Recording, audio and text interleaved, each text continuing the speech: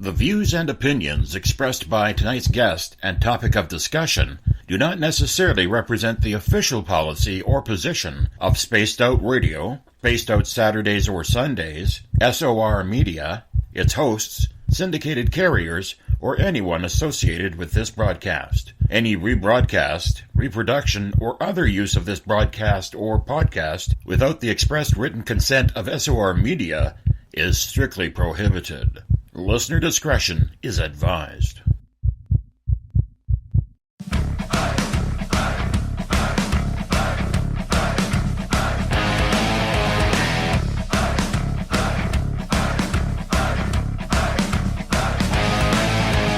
Are you experienced? Then come own the night with us.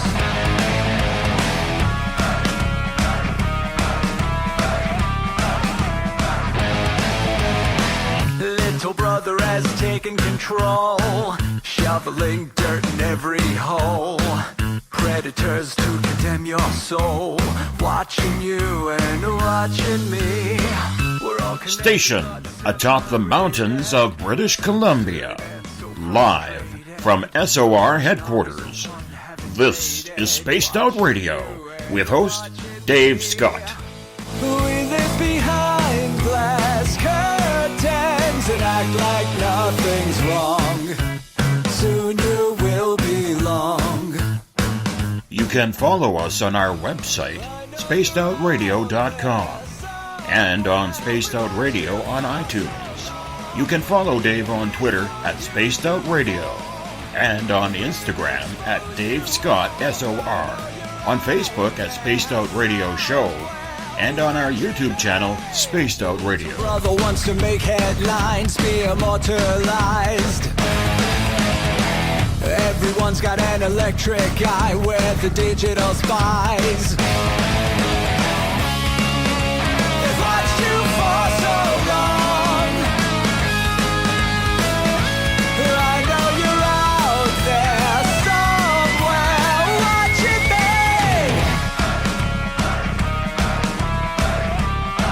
me. Buckle up, space travelers.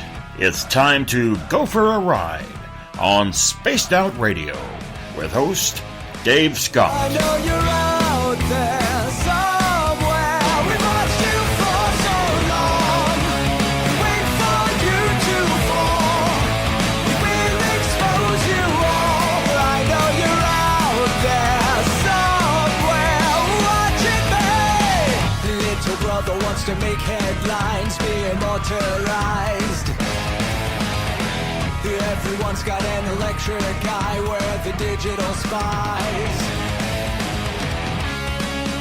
It's Wednesday, February 21st, Thursday, February 22nd. If you're on the East Coast and across the pond, this is Spaced Out Radio. Hope you had a great day and night.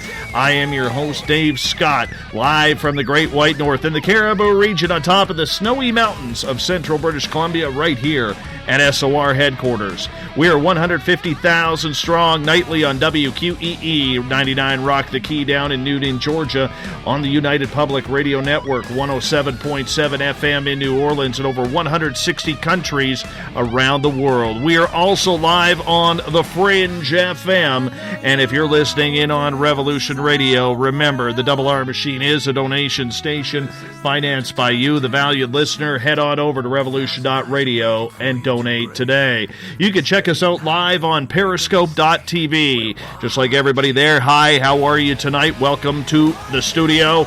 We are also on Twitter at Spaced Out Radio. Give our Facebook page a like, Spaced Out Radio Show. On Instagram, you can follow me at Dave Scott SOR. Subscribe to our YouTube channel. Go to youtube.com/Spaced Out Radio. We are on iHeartRadio in the United States. TalkStream Live. Tune us in on TuneIn. Download and subscribe to our shows on iTunes. Our website is spacedoutradio.com. We also have a GoFundMe account going on right now as we try to build a brand new studio here at SOR headquarters so we could go to more terrestrial stations. It's GoFundMe.com/We Own the Night. That's GoFundMe.com/We Own the Night. Now, if you head to our website, you can go and do a little bit of shopping at Spaced Out Radio Store. You can read up on the encounter online, dealing with everything strange, paranormal, and odd. My latest blog there there as well you can check out. And we got great videos from Tim Doyle's UFO Seekers and Leslie Mitchell Clark's Contact TV. Tonight we get all paranormal for our monthly feature, Ghosts of the Great White North, where we take you through some of the hauntings that happen not only in Canada, but everywhere around North America. It's about talking about the hauntings you may never have heard of. Joining us, as per usual, is Mike Morin from Ghosts of the Great White North and from Haunted Crew of Canada. And while we're going to be sharing some of our stories and questions of the paranormal, we want to hear your stories as well. So we are opening up the phone lines tonight to you. 1-702-302-4556. That's 1-702-302-4556.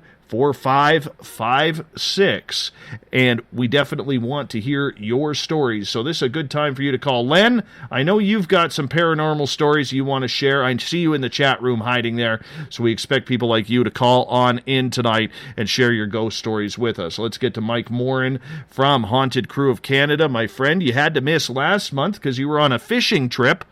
Ice fishing. That's very Canadian, my friend. Very Canadian. Does not get any more Canadian than that. And I also caught a lot of fish. Very good trip. And also, I'd like to add, Canada and the United States gold game, hockey, is tied. 1-1. Okay, you got to keep us updated on that because we've got a four Olympic in a row gold medal run going here in Canada. And we beat the U.S., last time we beat Sweden or Finland in the gold medal game, but... yeah, we got to do this. Come on, we need number 5 in a row. I'm sorry, the United States. I got the Canadian flag behind me right now. I'm pulling for Canada in this one.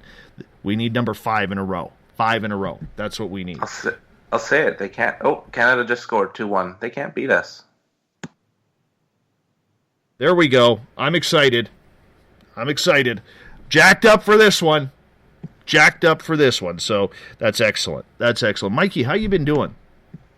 I've been good, man. Fighting the sickness right now. Got a bit of the cold.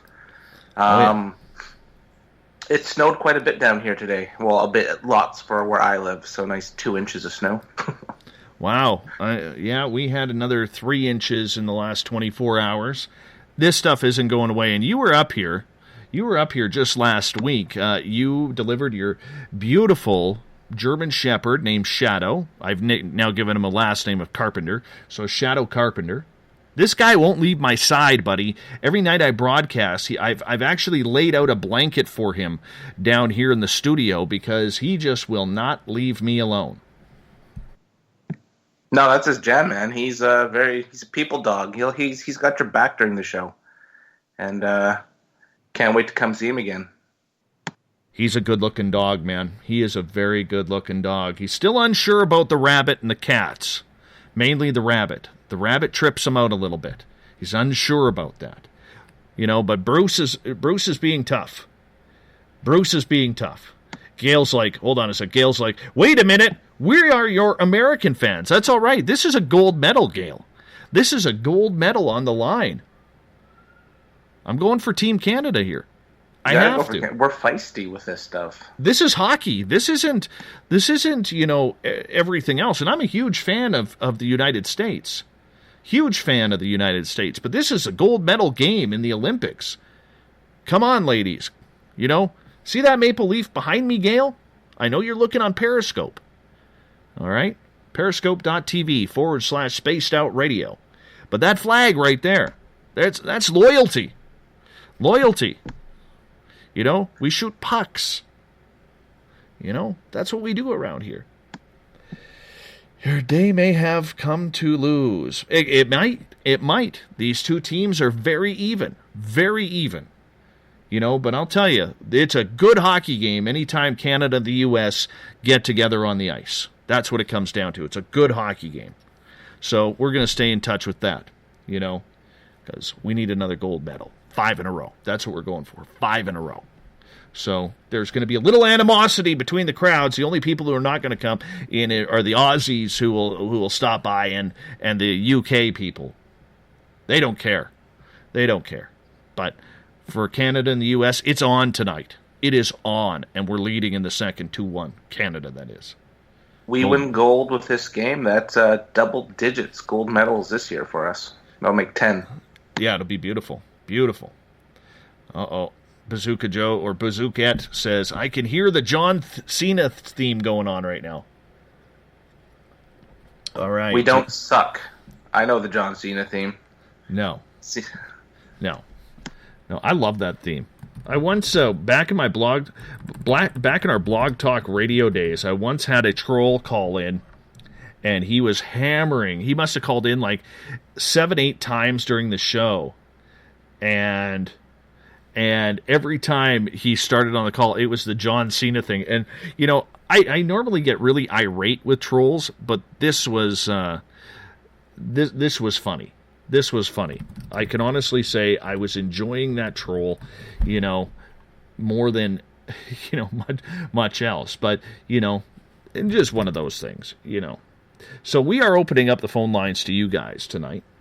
All your paranormal stories we want to hear. So it's 1-702-302-4556 if you want to call in and talk paranormal. Now, Mike, you came up here last week. You delivered me your beautiful dog, who I am house sitting for as long as you need, or as long as my son doesn't get too attached to your dog. Shadow Carpenter is his name. And I can tell you this, we also went down to the 108 Mile Museum, where we do our tour there, and we had a hell of a time getting in. It was waist-high snow trying to get into the buildings. You weren't too impressed. I was not impressed, but thankfully you were there in front of me being my Sherpa and paving the way for me. It was fantastic. Cold, forgot my gloves.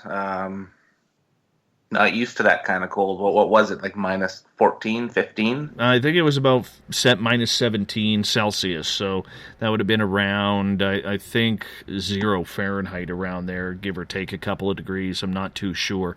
But, yeah, it was pretty cold, even inside the building. You know, it's bad or it's cold when you walk inside a building and it's colder than it is outside. That's what we were dealing with. The whole time I was thinking, who investigates in this temperature? But I think we caught some good clips. I haven't gone through all the video yet. I've been working on some other stuff, but the audio came back. We got a couple good hits. Now from the female there. Okay, so explain the situation. You went into the post house of the building. Now, people who've listened to this show previous, you understand the post house that I have investigated. This is where Willie, the upset spirit, is, along with Mary upstairs, and then the guy we call the Blue Man downstairs. But you decided to go have a conversation upstairs with both Willie and Mary up there. I did. Wanted to clear the air because you said that there's a little bit of... Would animosity be a good word for this? Animosity would work. Absolutely.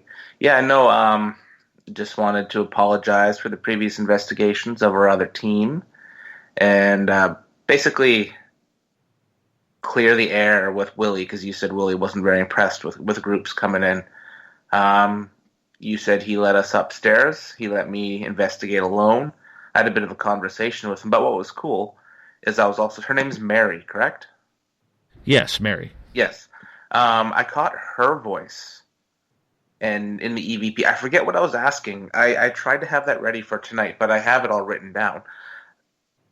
I asked her if, because the history of the 108 Mile Ranch, I'm pretty sure 80% of the people listening now know it quite well from you talking about it and us talking about it. But a lady by the name of Agnes McPhee worked out of there, and it was said that she used to don't want to use the word steal, but what would you say to get the prostitutes there? What would be the word you'd use? Kidnap. Okay, let's use that word, kidnap. So one of the questions I asked really calmly and quietly was, to Mary, I'm like, Mary, did Agnes McPhee kidnap you? And then I wait. It was about 2-minute wait, just silence. When I'm alone doing EVP sessions, I like the silence because that's where you get everything. And I got a female voice that said, It says one of two. I'm going to send you the clip later. It says, "No, she didn't," or "All is forgiven." And it's one of the clearest. It was like she was in the room with me. Like one Jeff, our audio guy, went through all of the audio from up there. He said that clip gave him the biggest goosebumps. That's pretty incredible that, Mary there upstairs, she is one of our most active spirits on the location. And she loves the tours. She loves what we do. Willie's a little bit cranky with everything for, we know the reasons why, and we're not going to get into those. But we can totally say that that it is going to, I think that little patching up needed to be done because, there was a lot of tension that came through, especially on me. And a lot of people who are listening in who've never had a paranormal experience where things get attached or things get a little bit aggravated, you have to be in that situation to fully understand it. I had never been in that situation before with a spirit that was upset with me. And, when it comes down to it, Mike, you can't, as a paranormal investigator, not expect repercussions if you're not going to show them the respect that you would want yourself. Am I correct? 100% correct. You get more flies with honey. That's kind of my approach. If you're going to be an idiot to the afterlife or to spirits when you're doing your investigations, you're either A, going to get nothing out of the interaction or investigation, or B, they're going to throw everything they got at you to screw up your mental state, like make you angry, make you sad, make you anxious, or they're just going to alter the energy in the room and make you not welcomed, which technically when I was finishing up the investigation, went away a mile with you there, I felt like Willie and Mary may have been like, your time's up. And because remember, I finished it abruptly. I'm like, we got to go now. We're done. We're kind of, our welcome is done. And then we left. But like last time, the other team, they're like, no, let's keep pushing, right? So.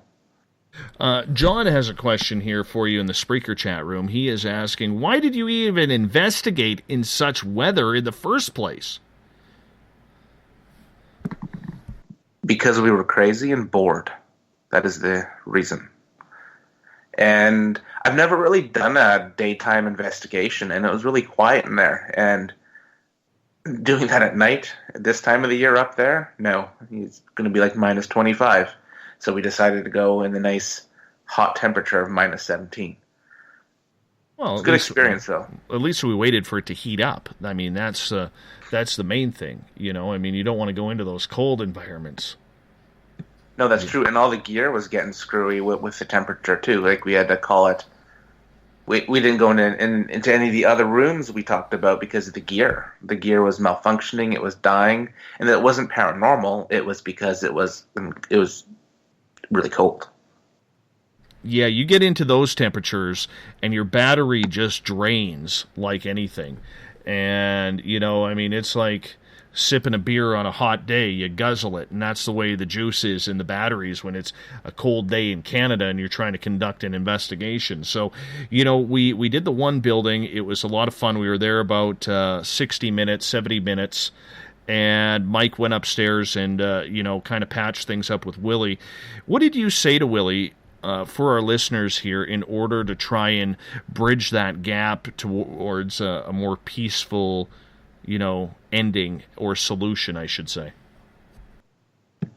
Basically just spoke dude to dude. Said why I'm there. Gave him my intent on why I was there. Apologized for the previous stuff. Asked him and asked about the tours, if he liked the tours, if there's anything. I was basically giving him a chance to chime in with anything. I asked him if he enjoyed the tours. I even asked him if he liked it being referred to as a ghost hunt, but I think we discussed you call it something paranormal experiences or whatever. I remember he said that he wanted whiskey versus beer sometimes, because that was pretty popular back then. I advised I wasn't going to go in his room, the room that you set off limits, and you said that he was fine with that. So we did have a camera kind of faced there, which he was fine. I can't wait to go through the camera footage to see if we caught anything, even on the audio, because we were rolling really sensitive microphones on the cameras too to try and pick up some EVPs. And did you, like, if we focus on Willie here for a couple of minutes, did you feel comfort afterwards, or did it still feel uncomfortable for you even after your chat? I wouldn't say I felt uncomfortable. I would say it was more of like a manly, don't worry about it, but if it happens again, it won't go over very well. I left that things were cool, basically. In modern terms, things were cool between Willie and the paranormal. I think my group is one of the only groups that really frequent it often, and I think that everything will be fine with my group when we go up there again. I think so too. I mean, it's just a matter of respect and a matter of just trying to, make sure that everything continues to go as well as you possibly can. It really does go to show, though, Mike, and you have to admit this, it really does have to show that, there is a time and a place for respect, a time and a place for understanding when it comes to the paranormal. Would you agree with that? 100% agree with that. It depends on how you investigate. If you're going to do an investigation where you're dealing with somebody who's a bad guy, like, say, committed major crimes, was a creeper, if you know what I mean, then you're going to be more aggressive. You're going to be more engaging to get a reaction, versus with someone like Willie or a normal ghost, you just kind of want to be more chill with them and respectful, because I think Willie's more the old school type that is, I vision him kind of like a cowboy, like an old school cowboy, their type of mentality. I think that's exactly how he is. Do you find, though, that there's still anger or resentment? Negative. I do not think there's any anger or resentment. I think he's cool with things now. Basically, the conversation, I think, will help going forward when you're doing your ghost tours and when other teams are in town, that we're not there for bad intent on these groups. Sorry, on the location. When I come back up there, I'd like to go do the same in the barn to make sure that there's been nothing going on that's bad in the barn with other groups or people talking in there. I know you do too, you want 108 Mile to be a completely chill place for the ghosts, for the interactions. So yeah, no resentment at all. Yes, indeed. Actually, my forming team here that we are building up here, we did our first investigation on Saturday night. And we ended up going to a lady's place, and you were there when she had called down to the museum to try and get a hold of us, and got a hold of me, and we contacted her. We ended up doing an investigation. What had been happening was she bought this property 20 years ago, and for the last 7 or 8 years, she ended up actually having, well, when her boyfriend, or now common-law husband, moved in, they started having a lot of restless and sleepless nights, and floorboards would be shaking. It would feel like there was earthquakes going on in the house, and she finally had enough and said, wonder if Dave and his crew can help out. So she got a hold of me, and she had said, her and her hubby had said in the pre-interview that for the last couple of days previous, before we got there, the action was quite severe, in the fact that it was like these spirits knew we were coming to deal with them. And, before I go any further on that, Mike, have you ever heard of that before, where spirits get a little rambunctious and up their tempo on the hauntings before a team comes in? Absolutely. We always talk about that when we go into locations, because a lot of times we'll be like, oh, these spirits must have known something, especially when they're amping up the activity. I think that they hear the interaction between the client and, like, say, you or me on the phone. So they'll be more like, uh-oh, why are they having people come check in on us type thing. So I think they get more more on edge or on guard with that stuff. And then they'll act out because they'll be kind of pissy sometimes at the homeowner for soliciting me or you to go check things out and resolve the issue. Happens all the time. I think that's one of the most common things with investigating. So anyways, what happened was we get in there and we do our sit-down interview. We split our teams in two, and we send half the team outside in the frozen cold and to kind of do a little track around the outside of the house, and a few of us started on the inside. And we have a spiritual medium named Sherry who works with us. Very, very intense lady. Very intense. And you know me, Mike, I pretty much get along with everybody, but this was a little intense. My first time working with her, but near the end, everything just seemed to work out fine. And it was funny because when a few of us walked into certain rooms in the house, for instance, the grandson's room, it was extremely heavy in there. The bedroom felt very thick air. You go down into the basement, there was a couple of spots there where you literally walk into them and you're hit with a headache or dizziness. It was very, very thick. And the minute we took our gear out to start investigating, we got nothing. Absolutely nothing. And it was extremely odd, but it was well worth it. And so myself and one of my teammates, Wendy, we split off and we go back outside to one of the barns. Now, the lady whose home we were at, she didn't want us going in there. But all of a sudden, as we're kind of walking around this garage, barn-style building, her husband walks up with the keys and said, "I want you to investigate in there." We get in there, and all of a sudden, he starts opening up to us. And he's starting to get a little bit jittery. He said, I was very much into the spirituality. I was very much into, being able to pick things up until, and Derek White Sky Cloud is joining us right now here, so we'll get to him in a second. He said that he was, up until he moved into the house. So I asked him a pointed question. I said, did you ever feel like a spell or a curse was put on you guys? Because he had noticed that there was a lot of tension from his family and a lot of tension from his wife's family about the two getting together, because he was 20 years younger than her. And he mentioned that he had the ability to cut off his family, but then he said something that I found very intriguing. He said, "I once caught my wife's daughter reading a spell book, and I know she absolutely did not want us to get together." And he goes, "I haven't felt the same since." I said, "Well, do you think a spell or a curse was put on you?" He goes, "Quite possibly." So we immediately walked into the house. I had our spirit medium, Sherry, check them out. And they had these two dogs in the house. No matter where we moved, they were barking at us. And it killed all of our EVP sessions, killed everything. The minute Sherry worked with them about cleansing them with the spells, those dogs went and laid down on their beds, and they were silent the rest of the night.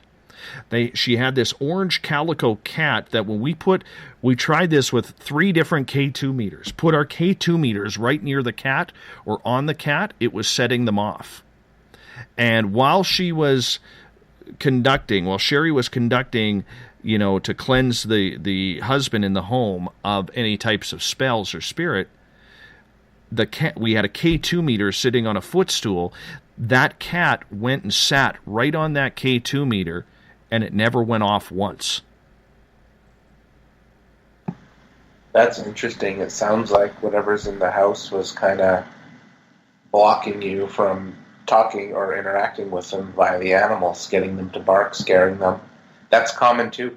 I've had that happen where I've been on locations or houses where animals will start to bark, even cats meow, whatever, to ruin your evidence or make it so you can't get a proper reading. What I do in that case is I'll run 2 EVP recorders, like voice recorders. I'll usually run one in my hand, but then I'll also put one in the room that I want to investigate, basically after talking to the client. So that kind of leaves room for if there's anything happening, or if they're going to say something, they'll usually say it on the second recorder in the planted recorder, so to speak, in the other room. Always run minimum 2 recorders when you're even in a small location. That's where you're going to get all your evidence is with the voice recorders. But yeah, that it's frustrating, eh? To get totally skunked with that. Well, you know what? It wasn't so much about the evidence, because I got to tell you, for me, it's not so much about the evidence. It's about helping people, Mike. You know me. You know, even when we're at the 108 Heritage site or wherever we are, you know, I'm not one for the evidence. What I am, because I don't feel that is my business. Does it help? Yes, absolutely it helps. But where I feel, you know, our job here is to help people. That's number one. Evidence is secondary. Helping people is number one. And I want to say hello to Corey from my team here. Hi, Corey. You're looking beautiful again. She's like my sister, and I love her to death. And she just joined the chat room. But we're also joined tonight by Derek White Sky Cloud from Haunted Crew of Canada and all over, spiritual guru extraordinaire, and one of the best sets of hair you'll ever see. Derek, what's going on? Hey, how you doing, guys? Good, buddy. How are you? I'm good. Listen, I just realized that what you guys got there, when you know what you get when a cat sits on a K2 meter, you get a CAT scan. Absolutely. Mm-hmm. Derek Tell me what Derek think of that joke. Yes, Derek is the king of puns. King of puns. What can I say? Which actually is kind of cool. Derek, I've been noticing your hair getting longer, man. Yes, my hair is starting to look longer. It is, you know, I can finally pull it down to my mouth right now. You know, that was a big accomplishment. The next accomplishment will be down to the chin. You know, hey guys, I have a question here from, where is it? Bob, where did you put your question? You had a question here. Okay, hi Bob. Just want to say hi, Bob. Bob in the chat room is asking, serious question, what happens to aliens when they die? Do they become ghosts? Is that what orbs are? Derek, you're probably a good one to answer that. To be honest with you, I do not know. I've seen stories, I've heard stories of, you know, I mean, an alien passes away, there's the body. It's pretty well, I guess it's pretty well like a human, you know, just from another planet. I think just crosses over and the spirit moves on. That's pretty well it. It could be. I mean, why couldn't an alien haunt, though, in a spiritual form? Well, yeah, I guess they could. They could probably haunt if they don't like you. Exactly. You know, basically, if they don't like you, they're going to haunt the hell out of you. I never really did meet an alien that hates you. Cut you up, maybe, but not hate you.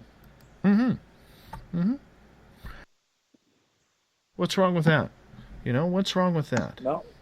Well, I've had an implant put into me by an alien, but never hurt me. I mean, not to the point of saying, cute. You know, it's not a... It's actually, they're more, I would say an alien's more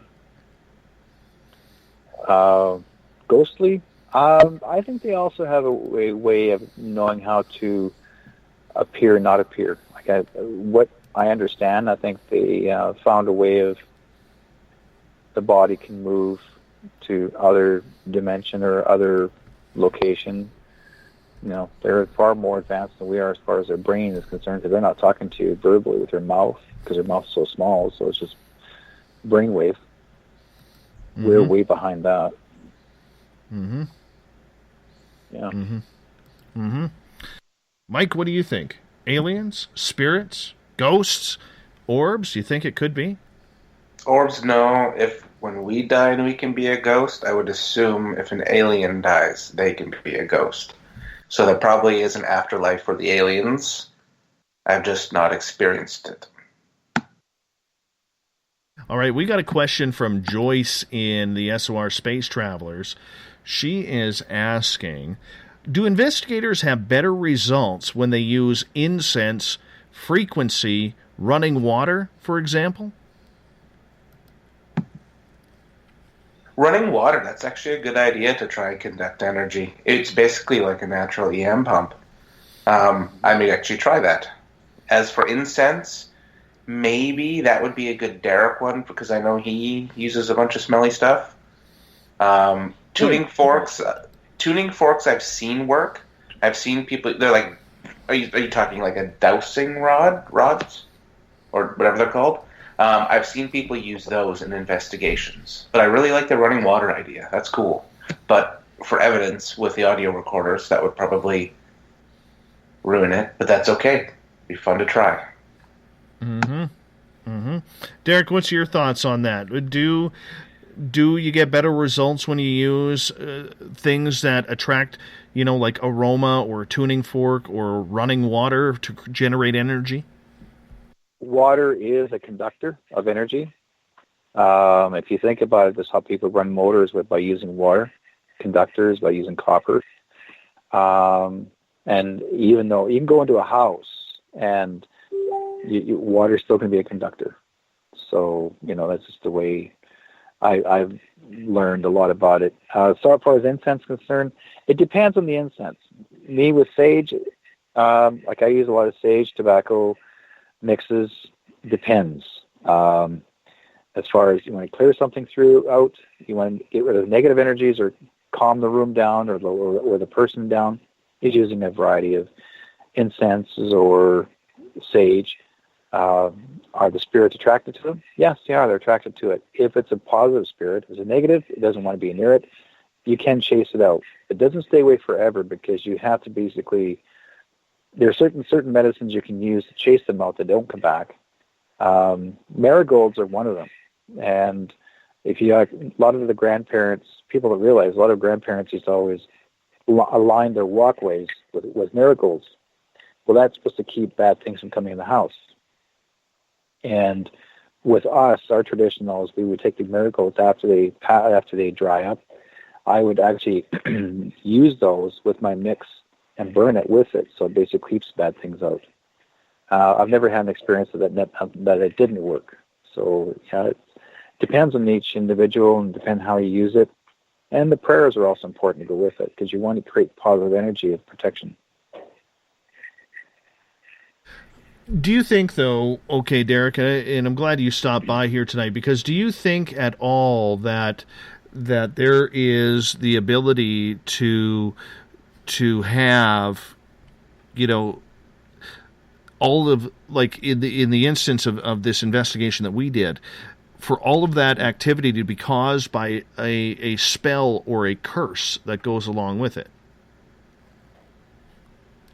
It's a different story in that one, because if someone supposedly had a curse connected to them or a spell placed on them, it depends on each situation, because I've met a lady who dealt with 3 generations of curse, and she never smiled ever in her lifetime when she was born. And she told me the story about her, this one woman that's apparently her great-grandmother married a young man, and the family on the other side of that man, or the opposite family, didn't like her grandfather to marry this woman, and so that grandmother took burial dirt and spit on it and put a curse on the wedding dress. And she said told them that there'll never be happiness in the relationship ever, that you'll always frown and be sad, and your life will never be the same, and never be any happiness. And yet, when I met her, she said her mother was always frowning, never smiled. Her father was always frowning, never smiled. And then her family before her, like they all lost. There was no happiness. So my job was and my wife was helping me with this one, but we had to help remove the curse. Like I always say, that it depends on what it is. But what it is, it's an attachment of negative, what people create, and if people believe it, then what you do is you look for the source and try to remove it. She said that the time that we spent with her, we spent well over an hour or so with her to find the source, where it came from. And then when we did remove it, the first time she was seen on her face was a smile in a mirror. So it depends on each individual what type of curse it is, because it can actually, some curses can physically hurt you, how it will affect you in your internal body, external body, in your life, where the path you walk, the path you walk, or the walk that you can path. That means what you create. So it depends. So it's everyone's different. But this one case, I would say, if a little girl had intention of wanting to hurt someone, she would try her darndest to stop it from happening.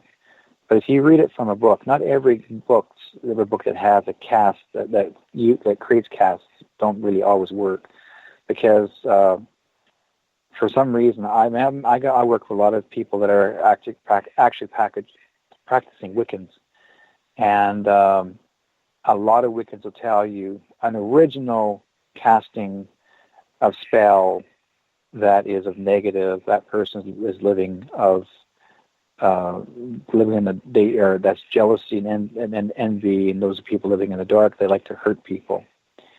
And she said very few that do that. Some people will practice white magic, some people practice black magic.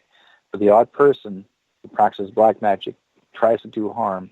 This little girl doesn't have no knowledge of really what she's doing, but she believes that it's giving her empowerment. So it depends. Now, can it be cleared? Yes, it can be. I have a question for Derek, Dave, and you, actually.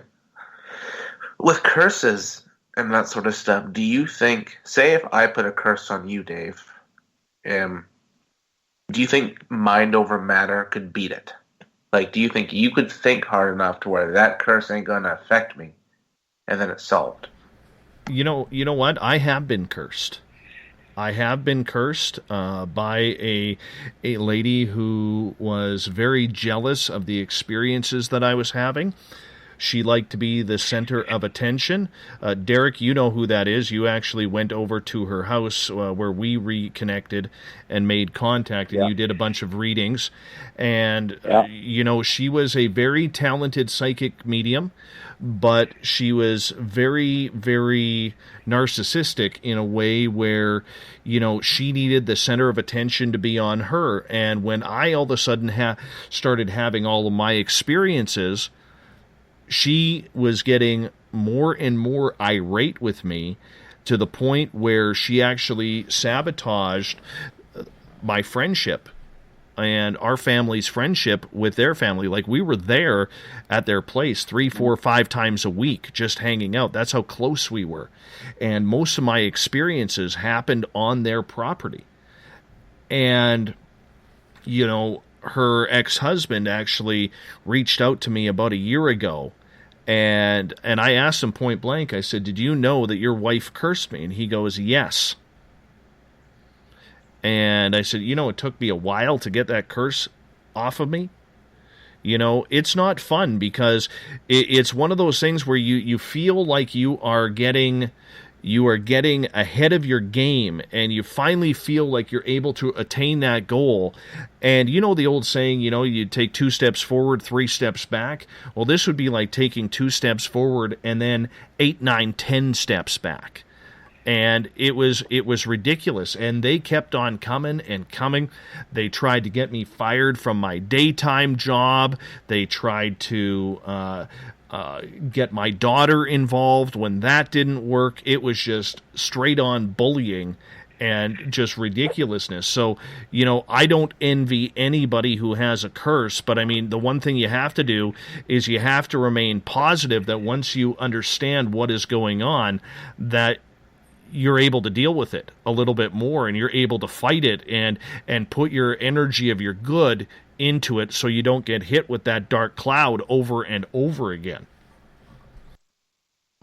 I feel bad for somebody that puts so much hate and energy into somebody else to make their life bad. Just want to give them a big hug and say, "Dude, it'll be okay." I don't know why people do that.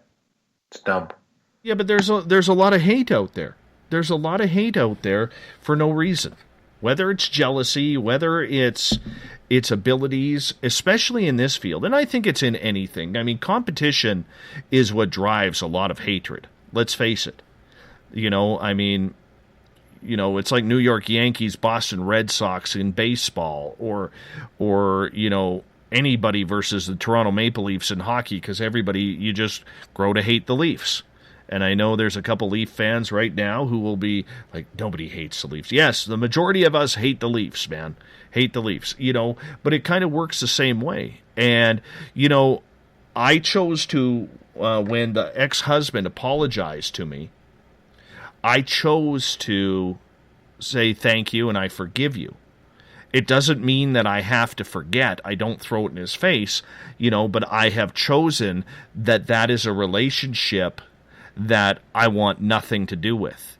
I've had 2 other people who were involved with that, especially during the forest fires, try to contact me and apologize, and my anger for them was just so voracious that I chose not to, I just blocked them.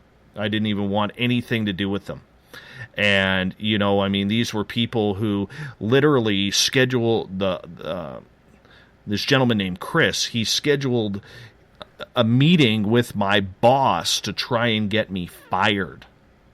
That's how ugly this got. And I'm sitting here saying, what the hell is going on?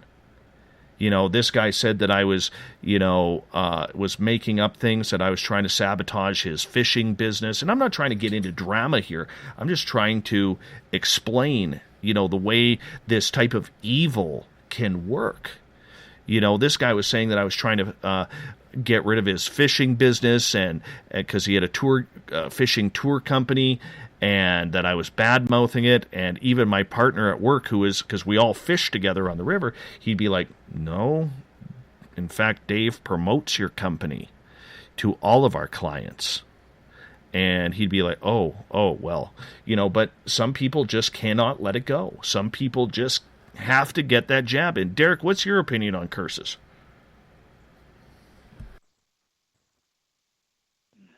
My opinion? Curses? They're a waste of time. People, you're going to end up, I see so many people now today trying to use curse. I watch some of the videos, they want to curse a politician, they want to curse someone that they want to hate, or curse a husband, or curse a wife, or whatever, put a curse on this person. And the problem is, a lot of gypsies, they take that and they'll use that, and they'll tell people when they go for readings with them, there's a curse on you, there's black magic on you, oh my God. They grab an egg, and next thing you know, you see a piece of black hair appear in the hand with the egg, and it's, this is the curse right here, which is an old magician's trick. Curses, I find them a waste of energy. That not everybody can do a curse. And, I'm sure you've heard, Snoopy even got mad at the Red Baron. Curse you, Red Baron, Does that mean Red Baron actually crashed?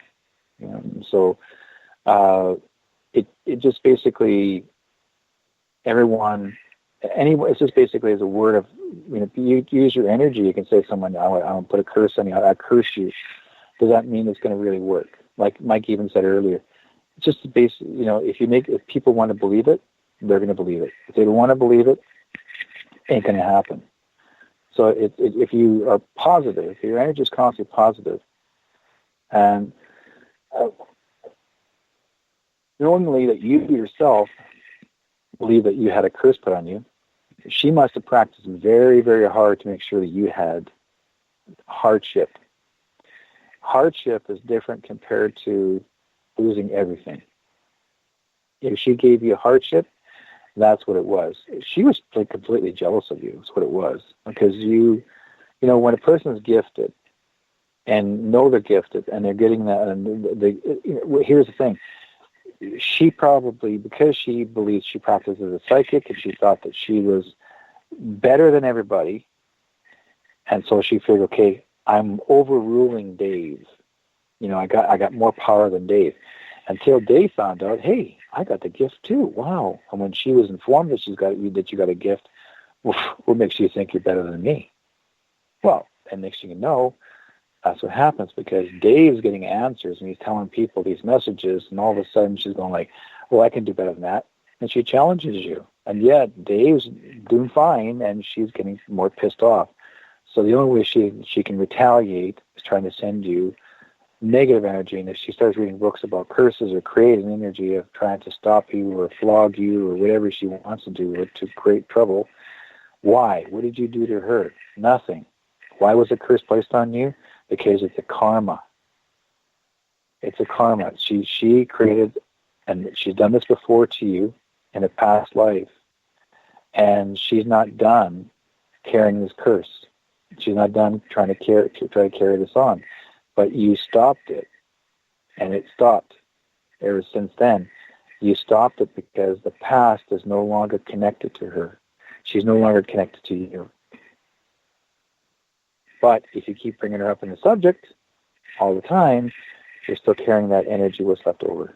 Oh, very much so, very much so. In this situation, just so our audience understands, where it kind of started to hit full throttle was she was actually outside with me when we had that UFO landing. She was right there with me, and when it was when that craft landed, she was my witness, and she was the person who was, witness to everything. And it was shortly after then that we noticed a big change coming in her entire personality, where she was like, holy cow, Dave had this UFO talking with him, or communicating through turning on its lights with him. And I think she wanted that so bad for herself that it was, well, let's see if we can get Dave off his track. And the funny part about it is, in some extent, it actually worked, because I have not had very much UFO ability ever since then. I've been able to have a couple, but nothing since then. It's been very odd. Very odd. This summer, you will be. I hope so, man. I hope so. I'm ready for it. They'll come down to pick up a Dave. They're looking. I'm still waiting. They're looking for the A's, B's, C's, and D's, and so you're in line. Well, I'm ready when they are.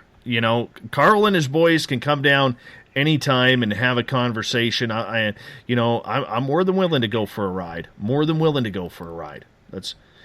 Gail has a question here, and we only got about 3 minutes left before we got to go to break here. And her question is, how do you break a curse? Step on their toes. Throw some chicken bones. I'm kidding. Actually, I don't know. Chicken bones is actually the hoodoo. I know, I was trolling you there. Yeah, you're going to New Orleans, there, boy.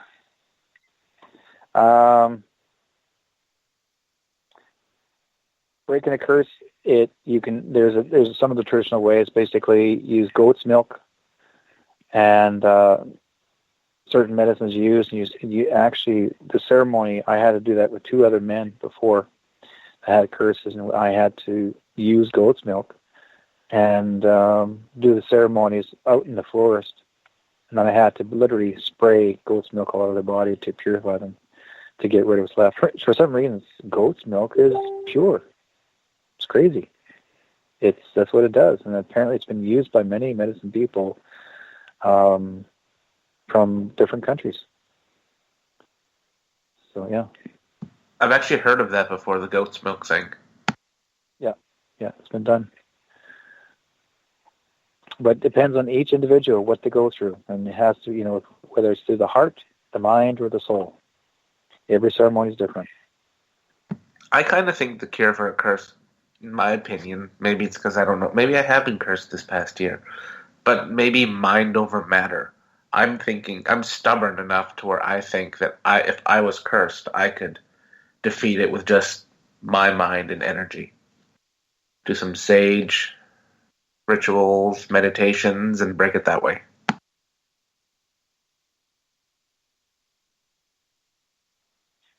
most of the time it's actually meditation. And what you can do is you look at your records of life and see if there is a curse on you. And if your records of life are clear, your guides will tell you if you have a curse on you. They'll let's just say, and which is the Akashic records. They'll just tell you if there's anything there, and if there is, then what can you do to seek it out to stop it from happening? And they will help you with that. Meditation, but talk to them. You do have, each individual has their own keeper of your past life, and what needs to be done to take care of it. I'm glad you guys were talking. My headphones broke. So here I was scrambling to get my other headphones in. Can you believe Derek did that, Dave? I know. Oh, he's back. That's Derek's power. That's the legend of Derek White Sky Cloud right there. Right there. Blew his ear right off. Blew off the ear. Blew the ear right off. Absolutely. Absolutely you did. All right, gentlemen, I'm going to get you guys to hold on. Derek, do you want to stick around? Yeah, I can stick around. Perfect. All right, we got Derek White Sky Cloud, Mike Morin from Haunted Crew of Canada for Ghosts of the Great White North. We do this segment the third Wednesday of every month here on Spaced Out Radio, where we talk all things paranormal. We want to remind all of you this is a call-in show, so feel free to call in, get your paranormal stories out, get your paranormal questions in at 1-702-302-4556. That's 1-702-302-4556. We'll be back with hour number 2 coming up right after this. Find your escape where time has no limits. It's about living today and cherishing the heritage of yesterday. A spirit of adventure for what is new with the nostalgia of the past. Your timepiece is a reflection of who you are. Life surrounded by beauty from the world around us to the soul within. EscapeWatches.com. There is no time like the present to enjoy your escape. Use promo code SMF2017 for your 20% discount today.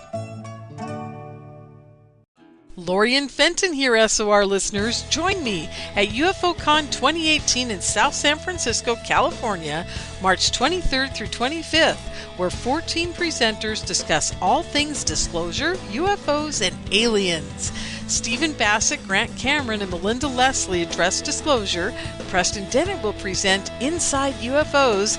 Your Dave Scott and Lynn Buchanan tell of amazing alien contact. Get tickets at caufocon.com. The freedom to post what you want, when you want. That's the social media freedom you need. Social Media Freedom is the free app in your app store. No need to worry about going to jail or being shadow banned any longer. It's the freedom to say what you feel. The freedom to know Big Brother isn't watching. It's the way social media is supposed to be. Social Media Freedom. It's time to set yourself free. Download from your app store today. Coming September 28th to the 30th, it's our first annual Caribou Paracon, put on by Spaced Out Radio and the Canadian Society of Questers. 3 days of paranormal, supernatural, and spiritual knowledge in the beautiful 108 Mile Ranch, British Columbia. Tickets are $150 Canadian for the event, being held at the Spruce Hills Resort and Spa. Come watch our featured speaker, Grant Cameron, along with Laurie and Fenton, David Weatherly, Ross Allison, and more. The Caribou Paracon, celebrating everything paranormal. Hey Space Travelers, it's Joe Roop, your host of Spaced Out Saturdays. Come join me as we explore the realms of the paranormal, the esoteric, and everything in between every Saturday night at 9 p.m. Pacific, midnight Eastern. You know the truth is out there. Don't get caught sleepwalking. Come join Spaced Out Saturdays. That's every Saturday night, 9 p.m. Pacific, midnight Eastern, right here on SpacedOutRadio.com. Psychic Sundays, spiritual communication, ET contact, Sasquatch in your backyard. We will have it all on Cosmic Passport with me, Elizabeth Anglin. Each Sunday, starting at 9 p.m. Pacific, midnight Eastern, at SpacedOutRadio.com, I will take you on a journey of enlightenment. The goal is learning from the soul on out. We'd love it if you joined our experience. Cosmic Passport, heard Sundays at SpacedOutRadio.com. 365 days a year, we're in the field, investigating UFO sightings, talking to alien abductees, and visiting secret military locations like Area 51. We're UFO Seekers, official partner of Spaced Out Radio. Follow our daily search for the truth at ufoseekers.com or like us on social media. Catch us on Spaced Out Radio every third Monday of the month as we discuss Area 51, UFOs, and more. And also, don't forget to subscribe to us on YouTube.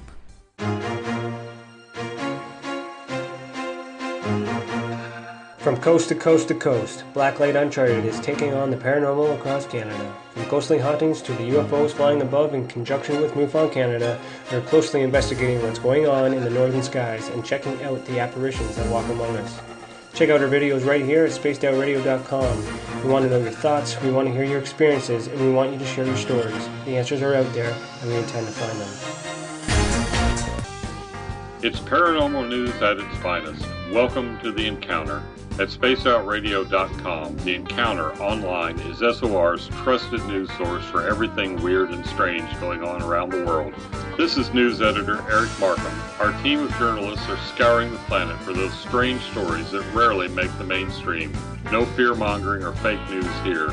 Head over to spacedoutradio.com and encounter The Encounter. Want to learn more about aliens, cover-ups, conspiracies, cryptids, and the paranormal?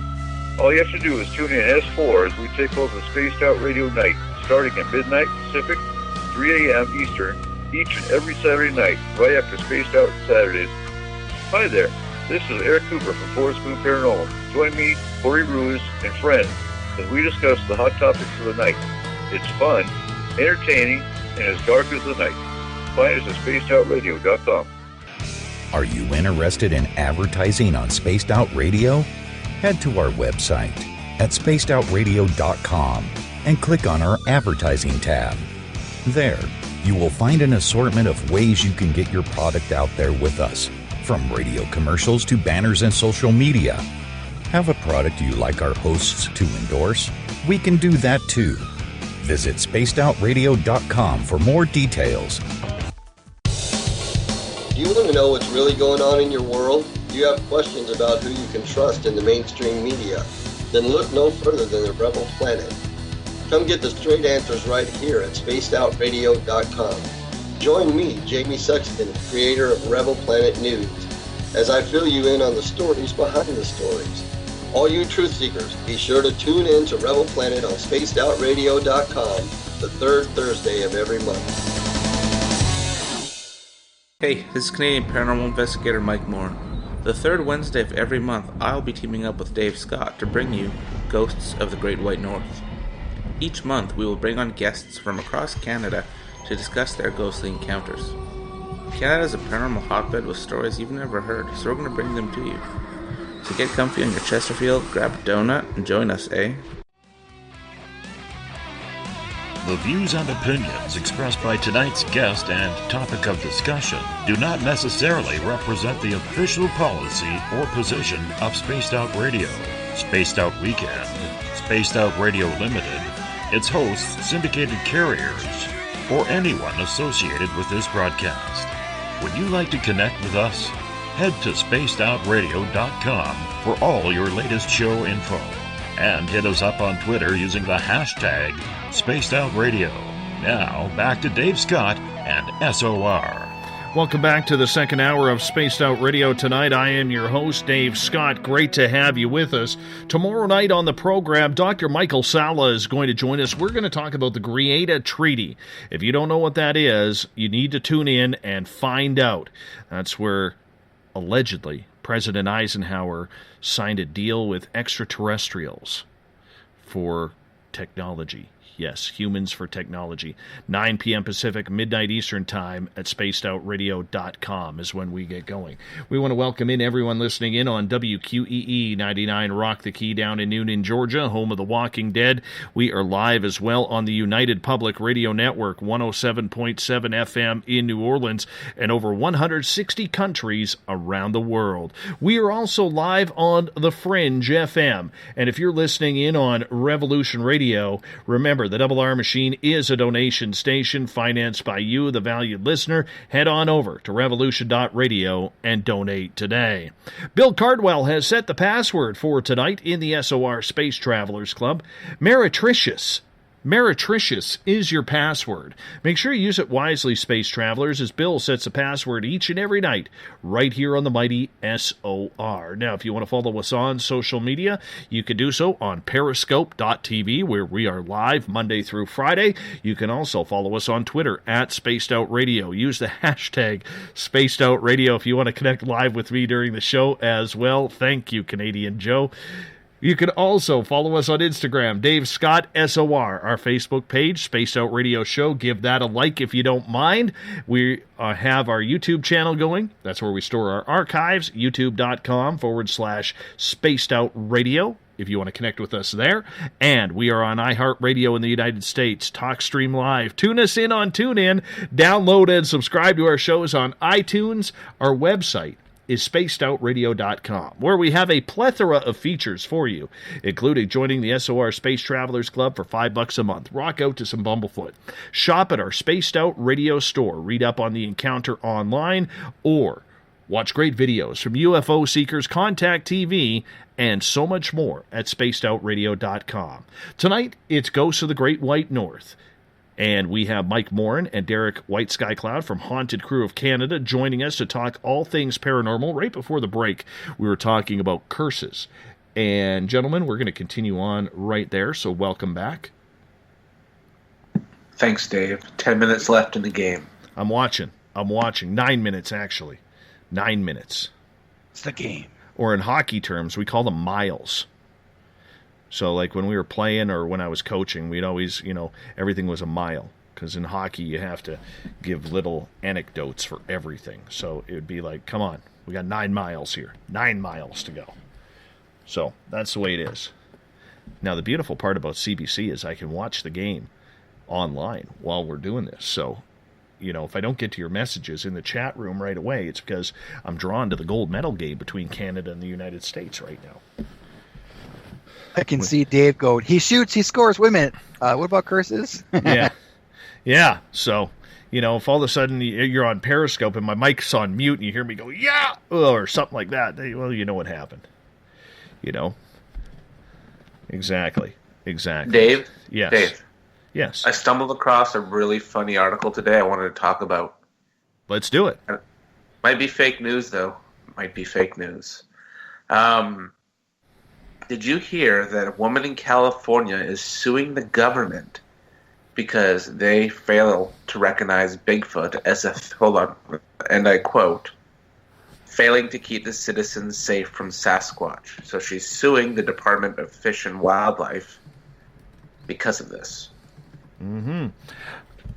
I did hear that story. Hear that story. And you know what? It's true. This comes on the eve of, Todd Standing, Canadian Sasquatch researcher, filing court cases in British Columbia, Alberta, and California to get the governments of the 2 provinces in one state to recognize Sasquatch as a legitimate creature, because there is no law protecting it. And, we talked on the show last night about it a little bit, where that opens up a big can of worms if they go and do that, because we don't know that much of Sasquatch. We don't know its habitat. We don't know its actions or how it lives. We know nothing about it. We could say that we know, and there's people out there who can assume, but there is no concrete proof. Do I believe Sasquatch is real? Absolutely I do. I've seen them. But, for anyone to try and fight this in court at this time, I personally think is a waste of money. But yes, that is a true story, Mike. What do you think, Derek?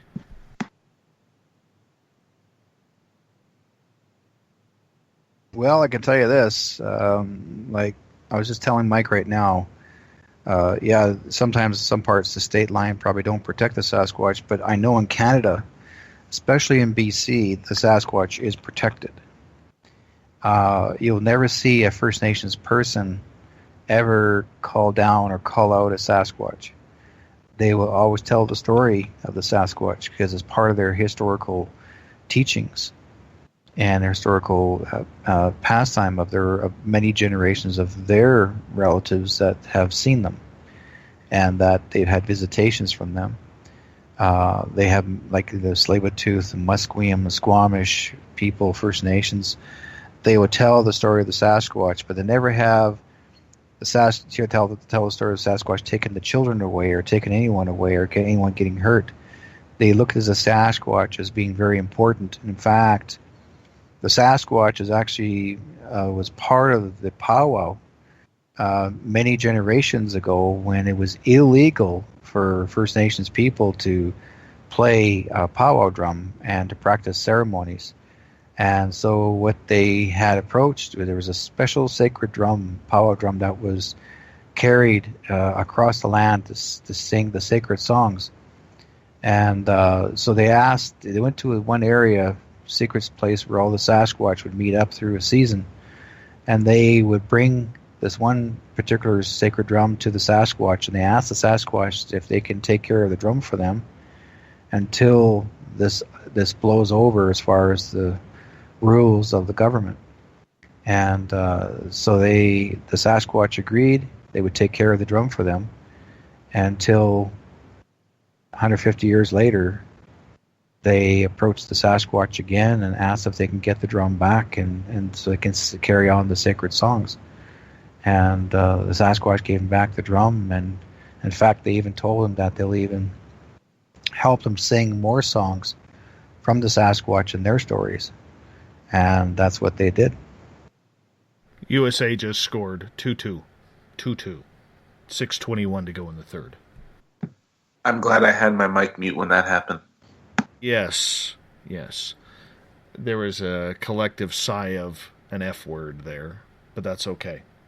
Canada got caught on a shift change, but that's okay. All right. So anyways, Derek, when it comes to First Nations with Sasquatch, there are different nations who believe different things about this creature. One, I think, that can be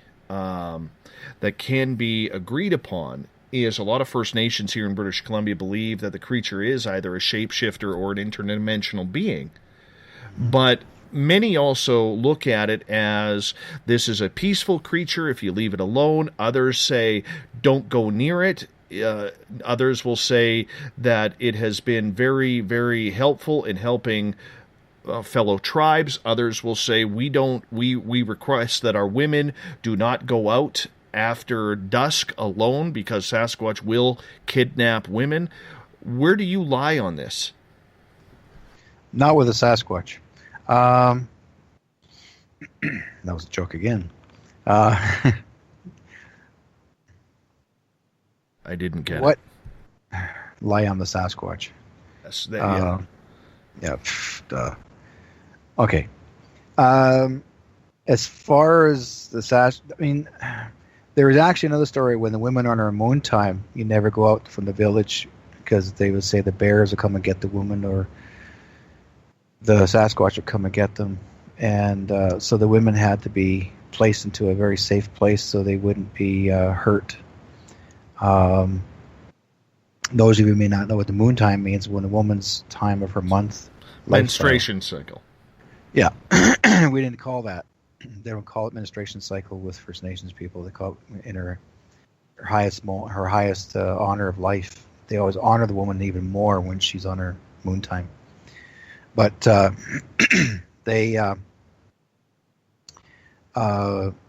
never heard of any story that they would ever were negative and saying, "Oh, you can't do this and can't do that." In fact, the women would actually dream about the Sasquatch and they would tell the stories. And then the children would get to see the Sasquatch just as much as any adults would, because the Sasquatch loved children, but they would never hurt them. Because they have their own children. The Sasquatch would have their own little ones, so they relate to it.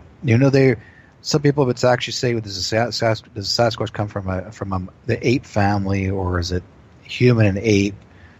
I believe that they're more human than you think, And but they're a very much older generation, long before us. But also they're not entirely from this planet. I feel that they were put here and placed here, and but placed in many places to see if where they can migrate and how they would survive. And because I'm sure many of them actually meet up in different places and even down the road, but there's not as many as most people would say. They know how to disappear, not to be seen. They blend in with the trees and the forest. But if they really want to be seen, they'll let you know. You know, they start throwing trees at you, and or they'll start but they'll bang on trees or throw rocks at you and say, "Stay away. This is my territory." Or they'll start breaking tops of the trees and let you know that this is who they are. This is where their area is. Stay out. And it's threatening because even for First Nation, I was a woman that was First Nations herself. That in Alberta, she was walking in the forest and with her sister, and she noticed that there was like a whole bunch of branches broken at the top, and she was so scared walking down the road, which is a regular road that was used all the time. People drive down that road, but for some reason that day, no one would actually drive down that road after that. It was abandoned. That road would never be used to travel because whether you're in a vehicle or not in a vehicle, they believe that Sasquatch would attack the vehicle and do, it's a threat. It's telling you it's looking for territory to protect itself. And maybe it has family, and that's the reason why it's doing that. Most likely it's all to its family. Do you think that connection between Sasquatch, then, Derek, is something that Sasquatch and First Nation connection, I mean, is something that is, there's a almost like a cosmic understanding or a natural understanding between the two groups on the rules, even though they're unwritten, that of what can and can be done or can and cannot be done? I would say every Sasquatch has its own rules. They make their own territory. It's like a bear. A bear will make territory as well. It'll take its claws and strike a part of the tree, and let you know it's not just scratching its body or scratching because it feels like it. It's scratching it, saying, "This is my territory. Stay out." Warning. Don't go there, or else there'll be consequences. And that's exactly what happens. And we've actually walked the forest and where we've seen, claw marks on a tree, and it wasn't a Sasquatch; it was a black bear. And lo and behold, about maybe not even a quarter of a mile, that black bear with his cubs are right there, and the whole lineup. The tree line was all bear. That was their territory. So letting you know that stay out. So they saw us, but we turned around. We had no weapons, and I said, "Okay, we'll leave. See you later." But once you walked away away from their area, they're fine. So do you both think that the Sasquatch is a shapeshifter or not of this planet? Do you both follow that belief? I do. I think Sasquatch is a shapeshifter. Is there evidence of that? No. I can only say what I have seen. And, I had heard the legends from First Nations, in talking to people, that they were able to pixelate themselves, to camouflage themselves or change their shape. And, I really didn't know what to believe on that until I saw it happen for myself. And so when I finally saw that for myself, that's when I was like, holy cow, this legend is true. Now, can I prove it? What's proof? I proved it to myself. I can't sit there and prove it scientifically. I can't sit there and prove it, with anything else.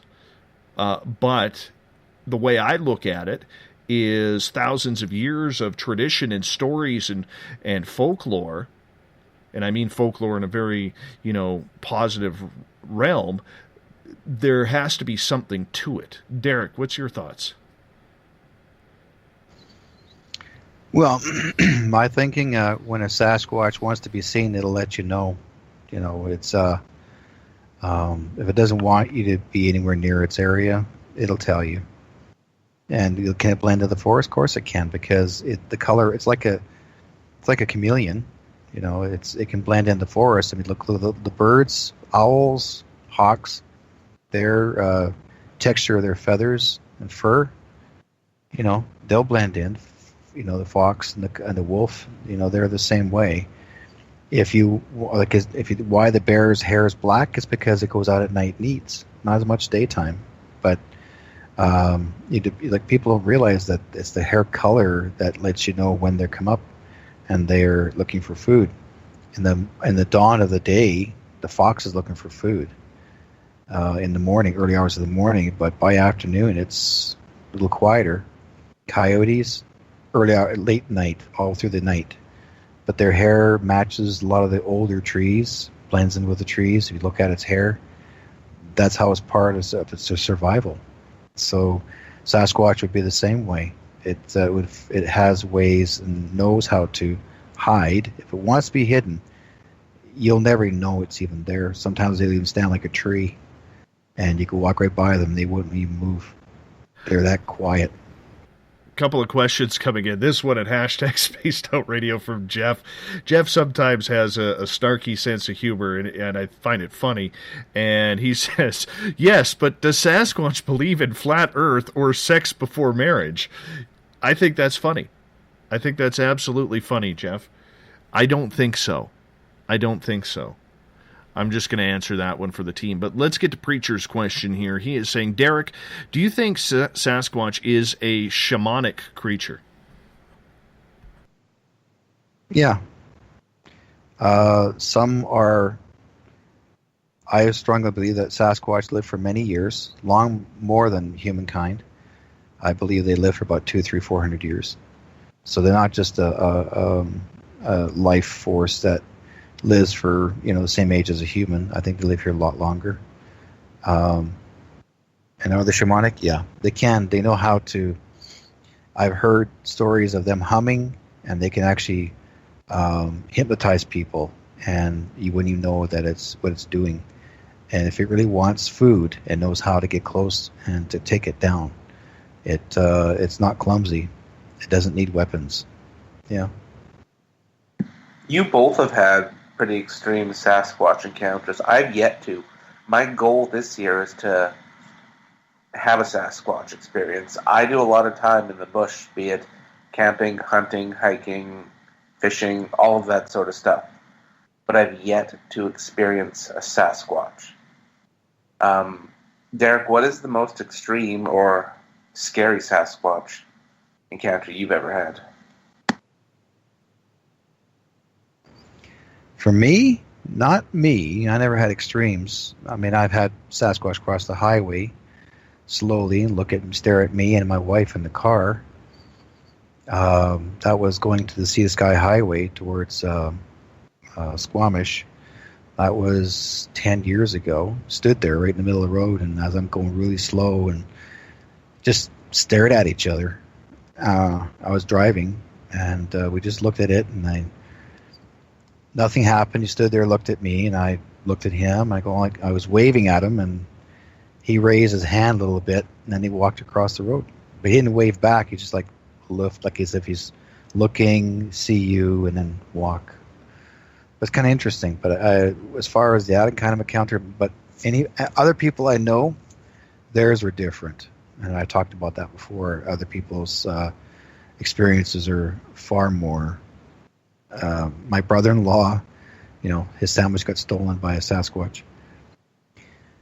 And then my other friend who actually had his friends with him in a tent, and then Sasquatch took his truck and piled it on top of a rock by a huge boulder. But other than that, they're the ones that should be asked what they're the most scary for them. Mike, as someone who has an experience, what do you think they are?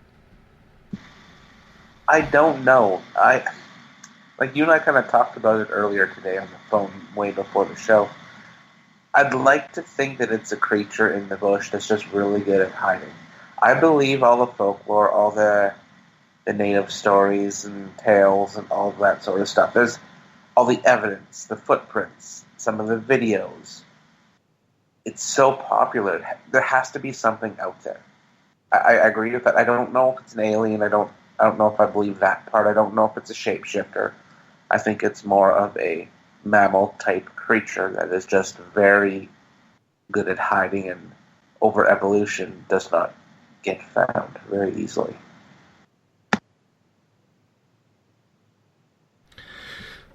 Well, I think it's just an amazing creature. I hope I'm able to see another one in my life. That would make me feel good. I don't care if it's for a second or 5 minutes. Don't really care. I just want to see one again. That's my hope. Now that I think about it, not last year, but the previous year when I was hunting, I was up in the middle of nowhere, up in a mountain, kilometers or miles and miles away from anyone else. I was sitting in a bush pile, and I heard really loud knocking on trees, and trees rattling, and it sounded like a tree was either thrown or broken, but I assumed it was a bear or a moose. But it didn't sound like any bear or moose I've ever heard. So maybe that was an experience. Did I ever tell you about that one? No, you didn't. You've been holding out on us, Mike. You've been holding out on us. I have, and I even got my phone out to record it. But by the time my hands were so cold, but by the time I had pressed record, of course it stopped. Right. Gail has a question, and she says, have you been to the gifting site yet? No, we can't get there. There's like 4 feet of snow on the road to get in there, and it hasn't been plowed. Don't have a snowmobile. So no, haven't been able to get in there. Probably will not be able to get into our gifting site up until, if we're lucky, the end of April. If we're lucky. We're going to have to test it out, play it day by day. But it's in an area where you really don't want to get stuck. So we got to play it safe, and we got to make sure that the conditions are right and the snow is melted before we go, because there's a lot that can happen up there, and it would be one hell of a long, dangerous walk back to civilization just to get into cell phone range, if the battery on your phone even lasts that long. So yeah, we're going to have to wait, maybe until the end of April, early May, before we can even get in there. Derek, there's a question for you. What do you think of Sasquatch gifting sites?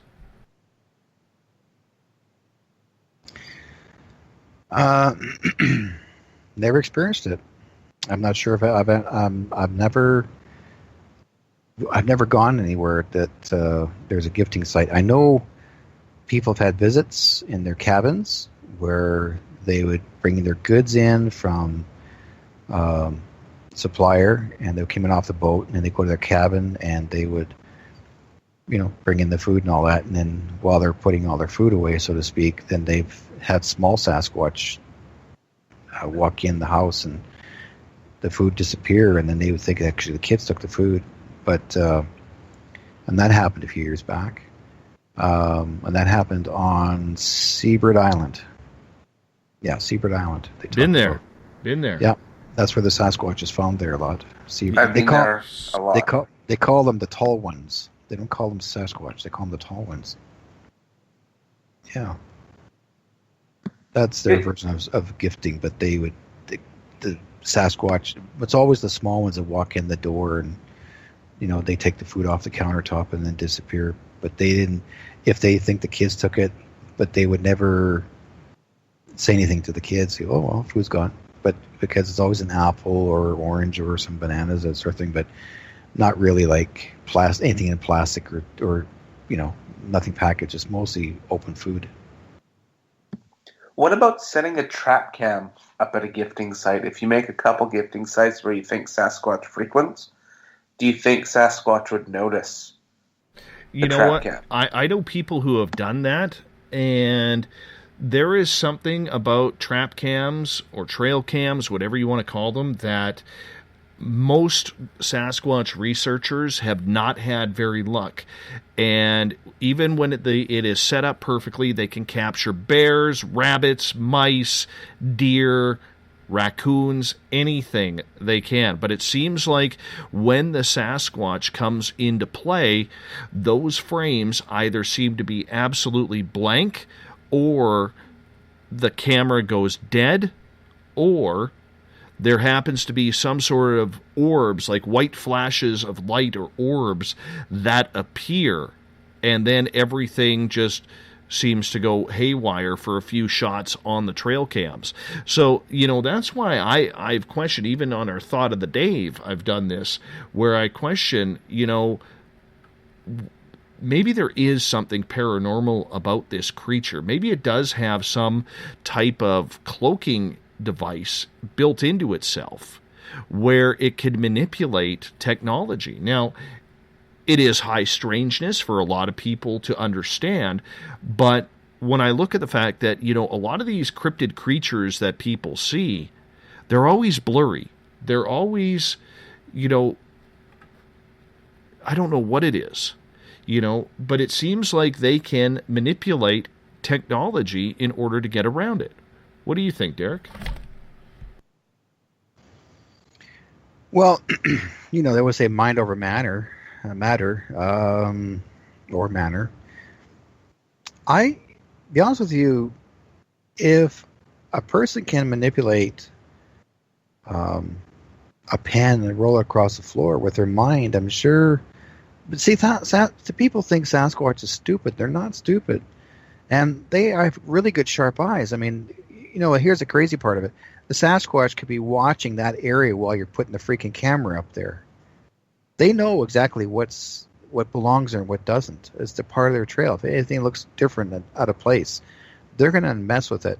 They'll either knock it down or they'll cover it up with mud or you name it. I've heard of there was a guy that I know that actually put one of those cams up there, and he tried to camouflage it. He found mud embedded into the camera, just like he just didn't see anything. He was like, "How in the hell did he get mud in the camera?" It was packed, like just right from the ground, boom, right into the camera. It was like gone. And then he had a second one, and that was about 20 feet from it, I think he said. And again, it too also had mud in the camera. Like they were just covered up. So, I mean, a bear doesn't do that. So it's got to be the Sasquatch. But they always work around it, but they don't want you to see them. And they're going to manipulate it by actually messing with it. Mike Johnson from Rocky Mountain Investigative Services, who's a Sasquatch researcher in Colorado, he had one of his rookie investigators say, "Come on, I want to put a trail cam over here." And Mike's like, "Don't. They're going to find it, and they're going to walk around it, or they're going to destroy it." And this guy was unbelieving, one of these, I know more, I want to test it out, a little bit of a cocky attitude. And Mike's like, "Fine, put the camera there." So the guy put it up, and he put mud all around it. He put sticks all around it to camouflage it. They went out on a search, came back within half an hour later. The camera was laying on the ground right behind their vehicles, all out in the open. The mud was gone. The tree branches were surrounding it, kind of like, "Really? You're going to try and get me with this photo?" It had been moved probably 15, 20 feet to where its next location was, which was pointing straight up to the sky behind the vehicles. So we are dealing with an intelligence here. I got a question here from Alan, and Derek, you can take this one. He is asking, do you think there is any truth to the law of one statement that Bigfoot is incarnate prior from the Moldekians that destroyed their own planet, and they're here serving karma? I do not know that. I don't know of that. I don't do research on Sasquatch and such heavy history. I do know they come from another planetary system. I've been told that already. That's not by humans, by the way. ZL told me that himself. He said that Sasquatch had been here. They brought here, but I didn't know what group of place or name where they're from. But he told me that back in 2002. And I was just getting into. We talked about that, but I don't know anything about the Maldekians or whatever they are. Yeah. Well, the idea was that Sasquatch was brought here from their own planet after destroying theirs through war and everything along there. Their planet was called Maldek. That I'm not sure, but I don't think that has anything to do with if there was a battle, it would be between another planetary system fighting each other. Mm-hmm. But to me, it feels this is more what I was told is more of an experiment that they brought them to this planet here to see if it coexists with humans.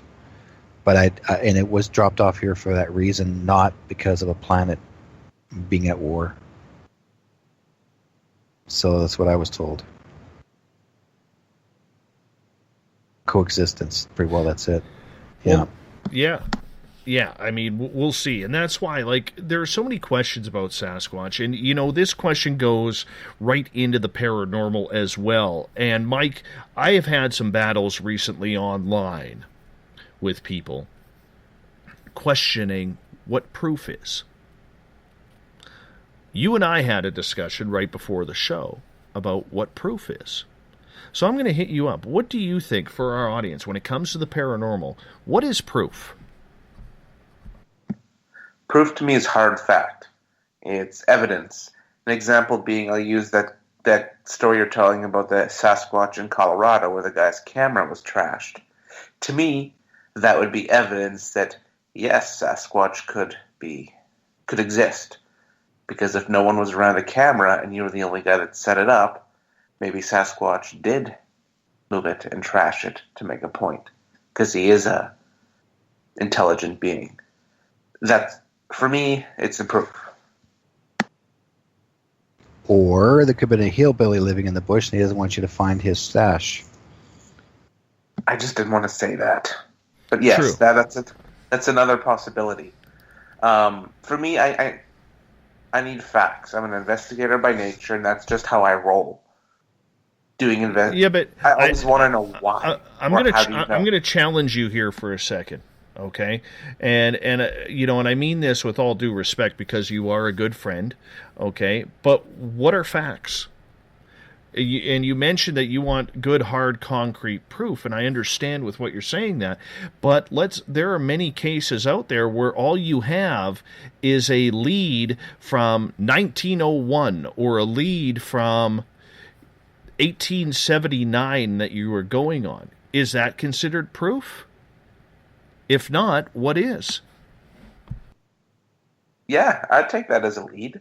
Totally use that as a lead. That would be fact to go off of, to start your investigation, to start digging into what is happening. Because if I go into the haunted log cabin on 2nd Avenue, Johnny told me it's haunted, but I ask him, Johnny, how do you know it's haunted?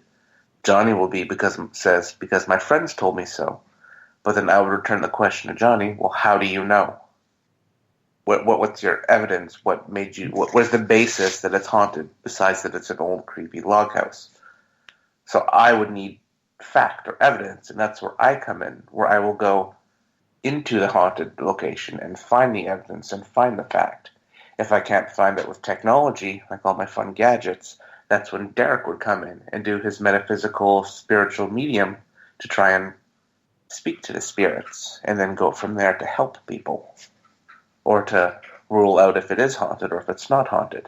We've been in tons of houses that aren't haunted. It could be the EMF from the copper wiring from 1967, or the illegally wired up fuse box causing all of the EMF or magnetic disturbances. So that is not a haunting. That is you need to fix your copper wiring in your house type stuff.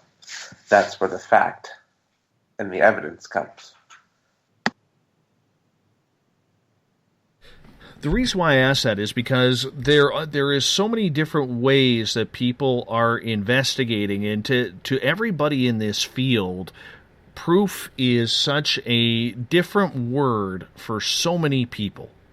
It is some people need that hardcore evidence, and they are not going to believe it unless they are the ones who get it. Then you get the people out there who, like you say, believe every tree knock in the woods is some sort of Sasquatch being. okay? Or, they see a light in the sky, they automatically think UFO. Even though it's a shooting star or a piece of debris falling back into Earth's atmosphere or whatever it could be, and so the big question is, as we move on to try and solve things in this field, are we ever going to be able to solve anything if we can't even agree on what proof is? Because, I think that's the big danger of this entire field. Go ahead. There's actually a photograph, an old black and white, back in the 1930s, 1940s, of a pterodactyl that they shot down out of the sky. Okay? Now, nobody knows it's called a pterodactyl. All they knew was this big giant bird that was like freaking 12 to 14 feet in length. And it was huge. It took 4 men to hold it up after they shot it down with a lot of shots. And its head was pointed, back of the head, like it looked like a pterodactyl. Giant bat. Now, then people would say today, pterodactyls don't exist. They never existed. They thought all the pterodactyls died during the, whatever dinosaur time period, yet how come this pterodactyl survived? Where the hell did it come from? And yet, is that evidence to prove that it's actually a pterodactyl? There's a photograph. It proves that it is. But again, they're going to say, well, maybe they made a pterodactyl, make it look like it's supposed to be, but it's not. How do you know? Well, you want to believe history in itself. That's because the scientists were even there. They said, yeah, this is a pterodactyl. But then they decided to say, you know what? If we did say it's real, then we have to change all the books of theory to believe what exists and what doesn't exist. If you remember now, the Barnum Bailey Circus had so many weird things that they found through the years, and they were using them as displays to the public, and a lot of these things were actually real, not fake. And yet, what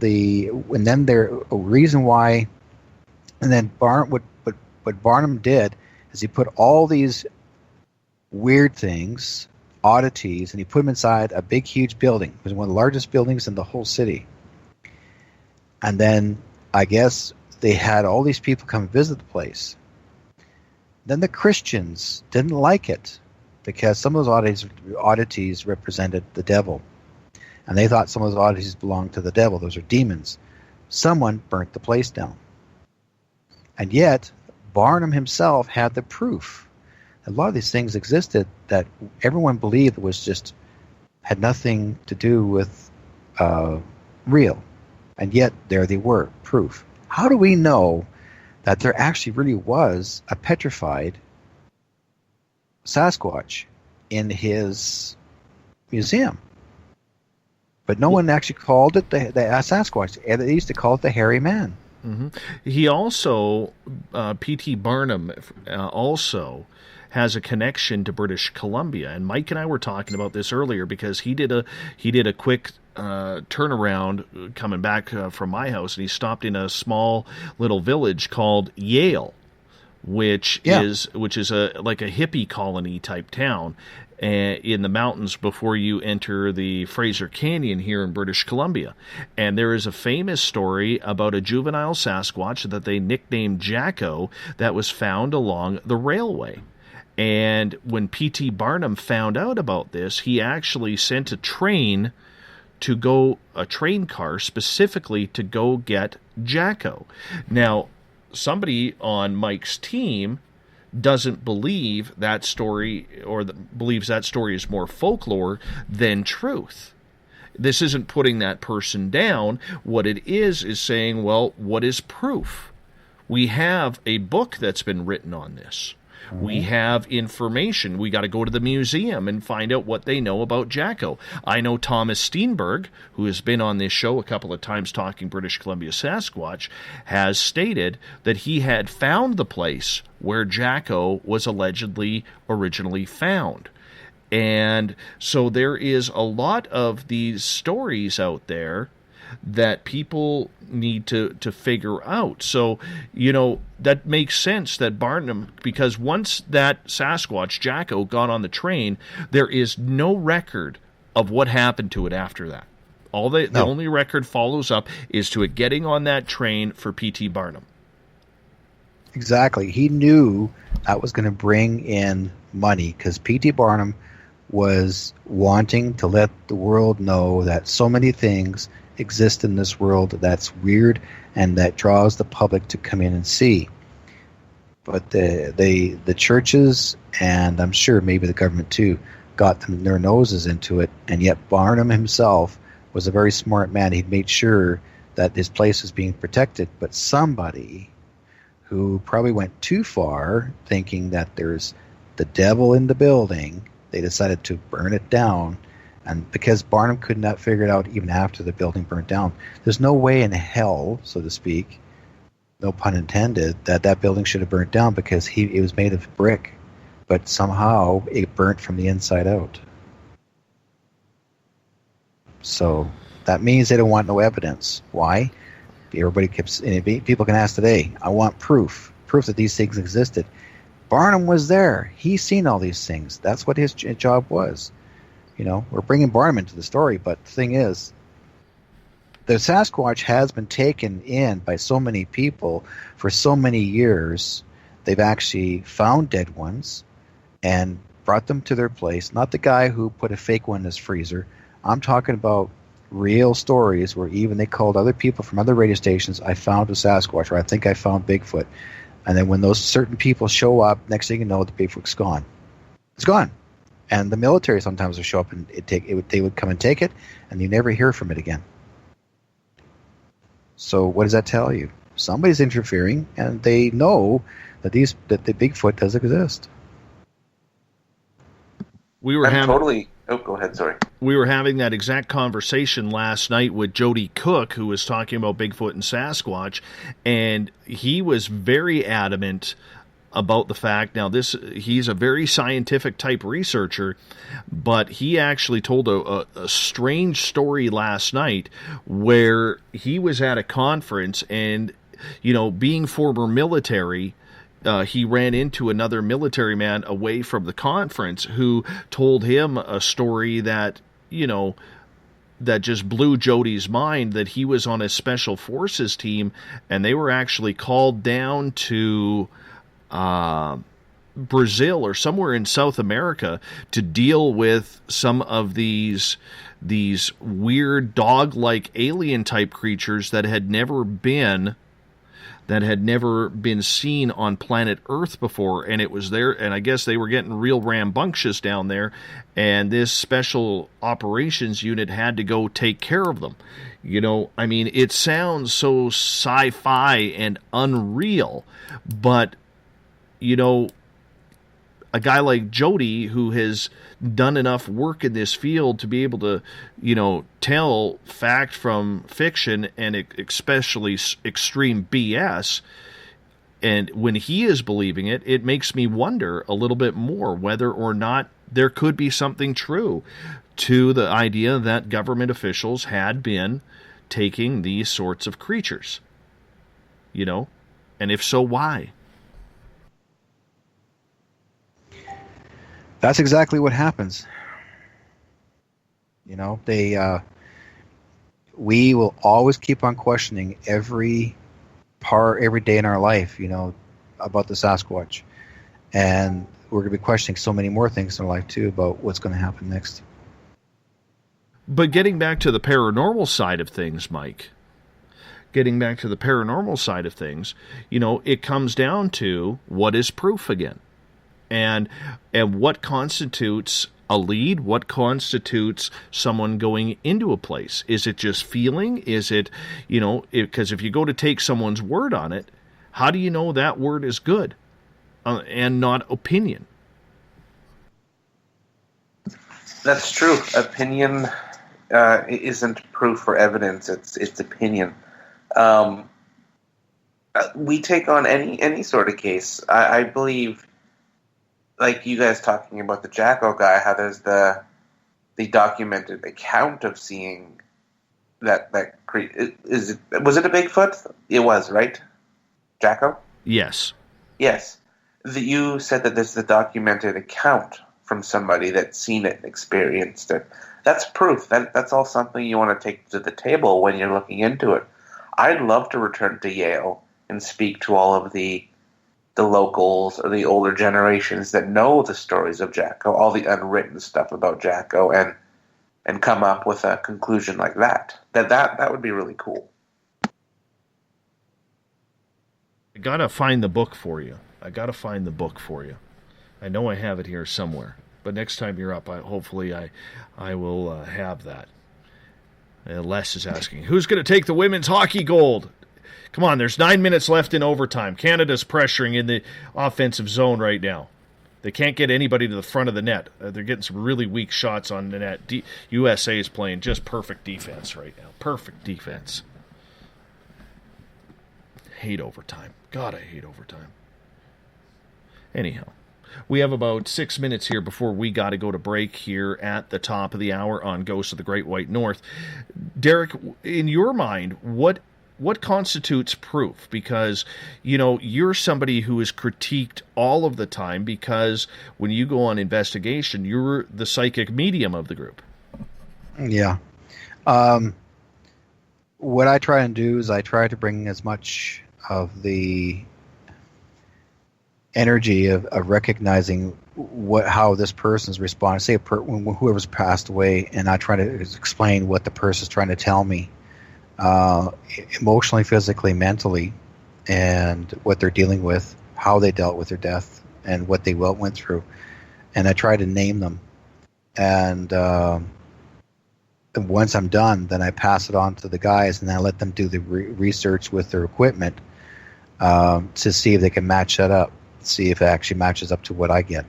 So basically what it is the challenge between the brain and the computer, and see if they're exactly the same, because that's what's called the intuition, the intuitive. And the computer or digital recorders, the recorder is trying to pick up the same type of memory, the EVP or photogenic or digital or even a regular tape recorder. You're trying to pick up that energy of that, because it's all electrical energy. And if they try to get across and able to say something, they try to confirm what you said. And sometimes the spirits will actually say yes, no, whatever question you ask. And if this is that person, so-and-so, and did they pass that way, so-and-so. We try to use as both sides to basically give you the confirmation of what we've exercised. And I try to give as much proof from myself, what I can do with my skill, and I leave it there and I let the guys take care of it from there. So whether it's sometimes some information may not be getting enough of as far as using recording is concerned, or you can go along with it by just using what I tell you or whomever I talk to. It depends. And yet some people may get responses, a physical response, more than just a digital response. So it depends on each place we deal with. How do you deal with the criticism, though, of people who question everything that you try to bring forward as proof? I just tell them to shut up. No, just kidding. To deal with them, how do we deal with it? Well, if anybody criticizes me, they're going to have to deal with it. I mean, if they want to critique it all the time and say, oh, you know what you're talking about, oh, you're crazy. Well, fine. I wasn't brought in this world to go and chase ghosts. I was brought in this world to have a life.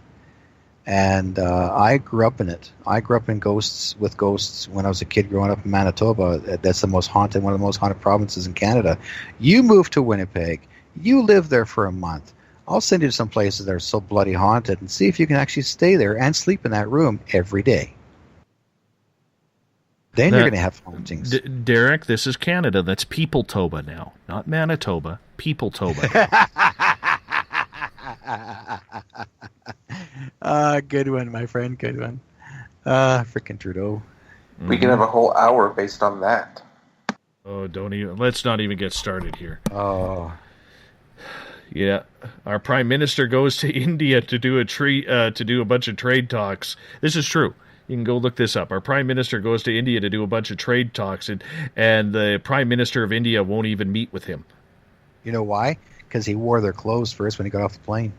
Well, it's because they think he is supporting Sikh separatism from India. Yeah. So because he's got a Sikh working for him. That's why. Exactly. Yeah. All right, guys. We have about a minute and a half here before break. 5 minutes left in overtime. I'm freaking out. I hate overtime because that means it goes to that dreaded shootout, and I hate the shootout. Hate the shootout more than anything. It's not hockey. This isn't soccer we're playing, boys and girls. This is hockey. You know. So, anyhow. Jeez. Getting all fired up here. Fired up. The Olympics do this to me every 4 years. Just try. He shoots, she scores. Exactly. What do you guys want to do for our home stretch tonight? We got 1 hour. I'd like to get flooded with questions. Yeah, let's take a bunch of audience questions. Call in hour I've 3. But I can't, my guys. I got to go to bed because I've got a long day tomorrow. Well, that's I could be up. I could be up at 6 in the morning. Oh no, you're old. You're old. Yeah. Well, I have to go back to the Chiefs conference tomorrow. I'm working with the Chiefs. Well, we appreciate you calling on in, Derek. Thank you. Yeah, no problem. I'm glad. I'm actually happy to come back and chat with you guys for a bit. No problem. No problem. Derek White, Sky Cloud, thank you. We're taking your phone calls, me and Mike Morin from Haunted Crew of Canada, Derek from Haunted Crew of Canada. We're taking your phone calls in hour number 3, coming up right after this on Spaced Out Radio. So you stay tuned. 1702-302-4556 is the number. 1702-302-4556. Don't call during the break because I'm not going to be able to pick up. All right? Make sure you call after we get back on the air. We want to hear your stories, your paranormal stories, right after this.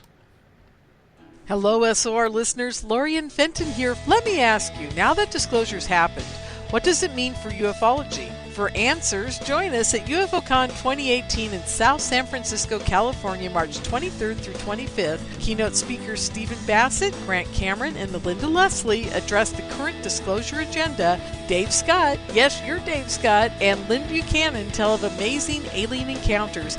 Get your tickets at caufocon.com. That's caufocon.com. Are you tired of being blocked, shadow banned, or placed in jail for simply posting your thoughts on social media?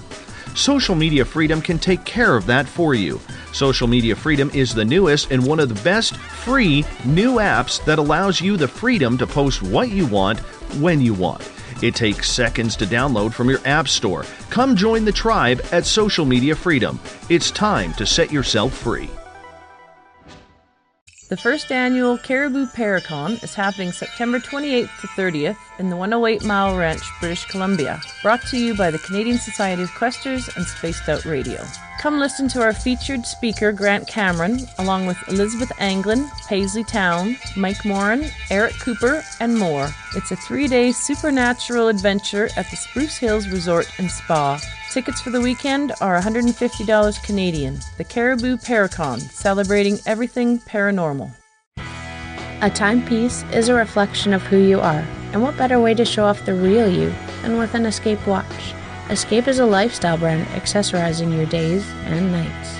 Choose to escape and create the life of discovery that you deserve. Dream, play, unite with your own personalized Escape watch.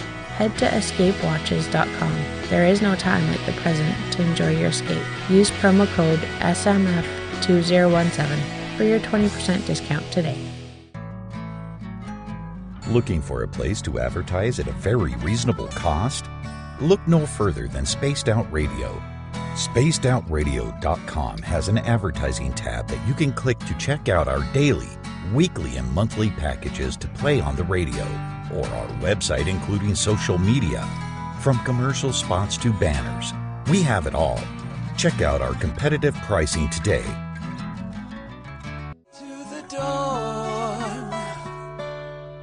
We're lighting the void on Saturday nights on Spaced Out Radio. Hey, this is Joe Roop, and I'm hanging out in SOR headquarters every Saturday night, bringing you the latest news when it comes to the weird and strange. Bigfoot, occult, UFOs, ghosts, and everything in between, I got you covered. You can tune in to spacedoutradio.com starting at 9 p.m. Pacific, midnight Eastern Time. Come travel into the void with us on Spaced Out Saturdays.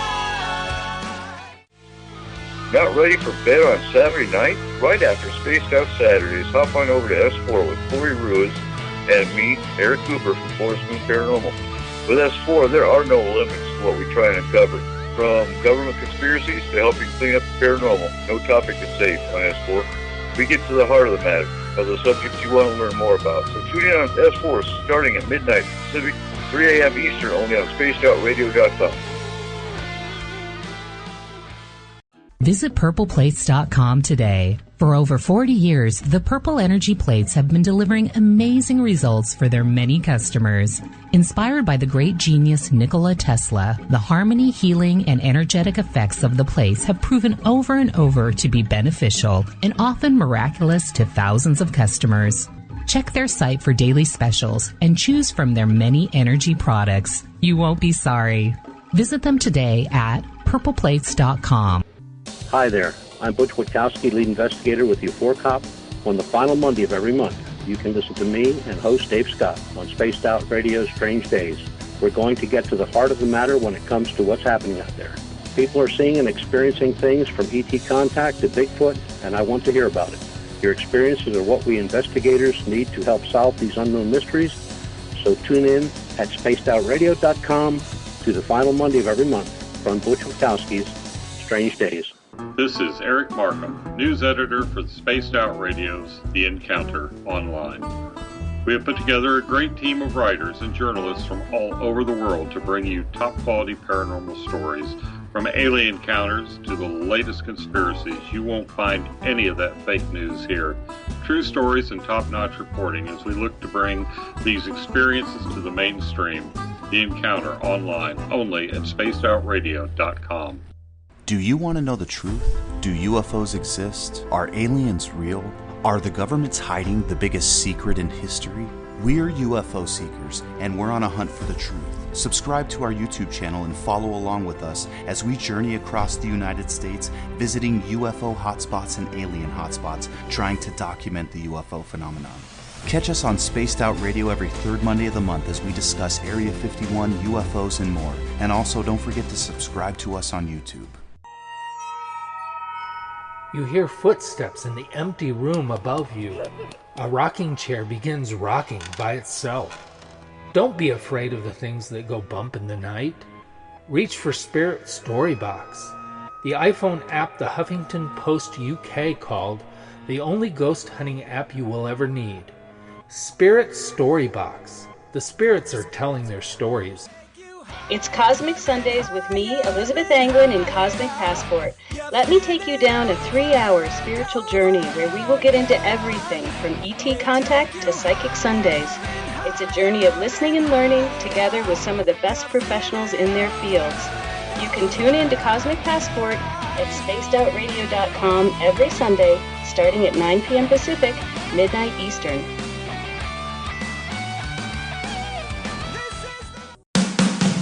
The views and opinions expressed by tonight's guest and topic of discussion do not necessarily represent the official policy or position of Spaced Out Radio, Spaced Out Weekend, Spaced Out Radio Limited, its hosts, syndicated carriers, or anyone associated with this broadcast. You're listening to Spaced Out Radio with Dave Scott. Follow Dave on Twitter at Spaced Out Radio and hashtag Spaced Out Radio, and on Facebook, Spaced Out Radio Show. Now, back to the program. Welcome back to the third and final hour of Spaced Out Radio. Tonight, I am your host, Dave Scott. Great to have you with us. Tomorrow night on the program, we have Dr. Michael Salla coming on into the show. We are going to talk about the Greada Treaty. If you don't know what the Greada Treaty is, that is where, allegedly, President Eisenhower met with aliens at Muroc Airfield, which is now Edwards Air Force Base, back in 1952, signing a deal, humans and animals, for technology. So it's going to be very, very interesting to see where this goes, starting at 9 p.m. Pacific, midnight Eastern Time, at spacedoutradio.com. We want to welcome in everyone listening in on WQEE 99 Rock the Key down in Noonan, Georgia, home of The Walking Dead. We are live as well on the United Public Radio Network, 107.7 FM in New Orleans and over 160 countries around the world. We are also live on The Fringe FM, and if you're listening in on Revolution Radio, remember the Double R Machine is a donation station financed by you, the valued listener. Head on over to revolution.radio and donate today. Bill Cardwell has set the password for tonight in the SOR Space Travelers Club. Meretricious. Meretricious is your password. Make sure you use it wisely, Space Travelers, as Bill sets the password each and every night right here on the mighty SOR. Now, if you want to follow us on social media, you can watch us live on periscope.tv. I think we're going to rock out after the show, so you definitely want to show us. We're going to end it on Spreaker and on our broadcast networks, but we're going to continue going on periscope.tv/Spaced Out Radio if you want to join us there after the show. We're also on Twitter at Spaced Out Radio. Use the hashtag Spaced Out Radio if you want to connect live with me during the show as well. Give our Facebook page a like, Spaced Out Radio Show. On Instagram, follow me at Dave Scott, SOR. Subscribe to our YouTube channel, Spaced Out Radio Show. You can listen to us on iHeartRadio, TuneIn, iTunes, TalkStream Live. Yeah, we're on all of them.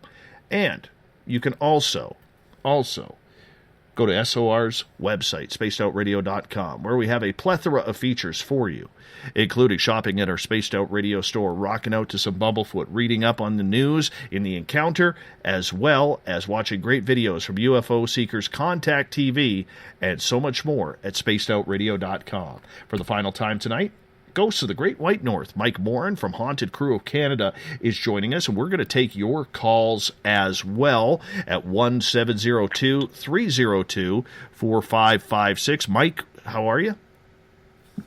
I'm okay. Canada just screwed up their first shot. Oh, don't tell me. Don't tell me. I'm on a delay right now. Right now.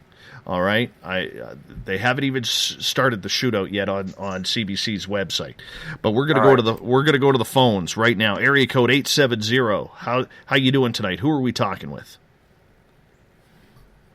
You talking to Len Dorman? Hey, Len, how you doing? Hey, I'm doing all right. If anybody asks me a question, by the way, in the chat room, I have lost internet due to the rain we're having down here. We're having about 3 or 4 days worth of rain.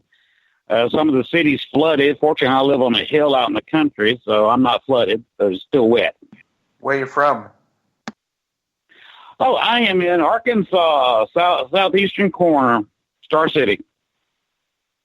How's life in Arkansas? What?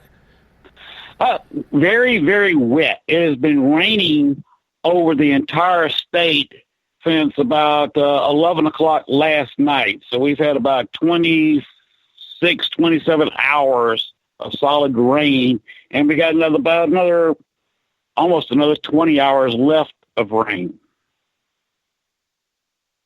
Sounds Jesus, you sound like where I'm from. All it does is rain. Well, it's a rainy season in Arkansas. Dave, what I want to talk to you about, did you see my post on Facebook about your question you asked on there earlier today? I have not got to the thought of the Dave questions just yet. Okay, you brought up a subject that I have not talked about, and that's the fact that I had a couple of investigations that I ran myself, and I did have to charge money because to do the investigations, it cost me money. And that's why I had to charge people money. But I only charged $25 a head, and $5 went to a restoration group for the site. So it became a fundraiser for them. So they allowed me carte blanche, and in fact came to my event and spoke. Also had an author who wrote about the location, and he came with a slideshow and showed a slideshow that I allowed everybody to come see. And he's thought he would show a slideshow to about 10, 15 people. we had about 50 folks standing out there outside in the dark watching a slideshow on Camp Douglas.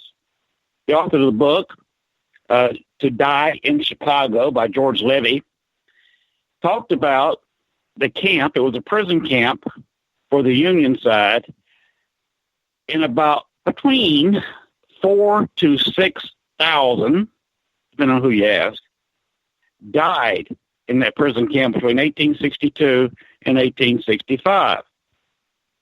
And I did the only nighttime investigation. I had to get special permission from the city. It took me about a year to work it out. I negotiated. I had to buy a permit. Also had to buy a porta potty because you can't sit there and hold a 14, 15-hour investigation, because we started about 3 o'clock in the afternoon, without a porta potty. And there was no place available for people to go do their business. And those are about $165 for an overnight in Chicago. So you see why I had to charge money. Had 2 major groups there. What they found, well, one major group, Dale Casmary's group, if everybody's ever heard of him, he's a fantastic ghost hunter out of Chicago. He's been ghost hunting since the early 70s when I was still in high school. Anyway, he heard a Union soldier, and got this on recorded, that named one of the guard groups that was there at the prison without naming it first. He got this on a voice recorder.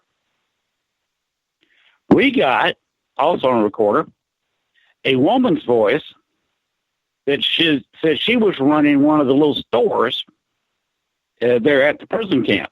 They run her off 2 or 3 times and finally did in early 1865. And we got her voice talking about, selling stuff there to the Confederate soldiers. It was a rather hard place for punishment. They had basically a sawhorse, they called it a mule, made of unfinished boards. And they would make you sit on that thing for hours. All the splinters sticking in your leg and your butt. Punishment during the winter, they would make you sit down in the snow until the snow melted down to the ground, which would take several hours. Basically, you had frostbite on your buttocks. And that's one of the places that I actually had to charge. The field there has no electricity, no gas, nothing running through it in the park. And you could go there with anything from a $10 ghost meter to a $300 Mel meter, and it will go off as you walk across the field. And this is right about the headquarters of the prison camp. And we got several meter hits and quite a few voices from soldiers further away from the park in a blank area. They're still blank. Some of the area has been built up for condos. And that's where we got the voice of the lady, where the barracks were. You got any questions for this so far? Well, just listening in, do you believe then that this was all tied to residual energy, or do you believe that this was a true haunting going on? I think it's a combination. Some of the things are just there, and you have some residuals that don't pay any attention to you. Others, like the lady, that got interactive. She actually answered a couple of questions, and the soldier, the Union soldier that Dale picked up, was intelligent because he had asked a question, because Dale specifically asked him, "What unit were you in?" And he gave his unit number, which, checking back in the records, was a unit that was on guard duty there. So he actually named the right unit to start with. So it's a combination. Some of them you see, you feel something walking around, your meter goes off, it kind of moves around, but it doesn't get interactive with you. Others, if you ask a question, will make the meter go up some or go down in power. Almost all meters will peg there if you get a spirit standing in front of you. Sometimes it's only, you only pick up something in, say, a meter square box, and it'll move. You got somebody's got to take a few steps and follow it around Sometimes it's intelligent. Sometimes it's not. So to answer your question, a combination. I've seen both in the same spot. Mike, do you have any questions for Len? What sort of audio evidence did you get? This was it was a Union camp, but Confederate jail camp? Yes, this was Camp Douglas, which was south of Chicago back then. It's actually now very close to Soldier Field in Chicago. So, yes, it was Confederate soldiers that were being held there. My uncle had a really cool story. He lives in Nova Scotia, and he's a truck driver, retired Navy. He was in the Navy probably for like 30 years. He was doing long-haul truck going through Gettysburg, and he stopped at a rest stop, and he saw a full apparition of a Union soldier walk in the washroom and then disappear. He said it was one of the most unnerving things he's ever seen. Have you ever seen any apparitions at that camp? And what kind of audio evidence, EVPs, have you caught there? Well, that's what I was talking about earlier. The Dale Kaczmarek evidence was an EVP. The moving the meters that got interactive, the only evidence I've got was video and 4 or 5 witnesses watching the meter go up and down on command. The lady talking was actually over a device called an Echo Box, and was again about 8-10 people witnessed that. And I do have somewhere buried in all my stuff the recording of her voice.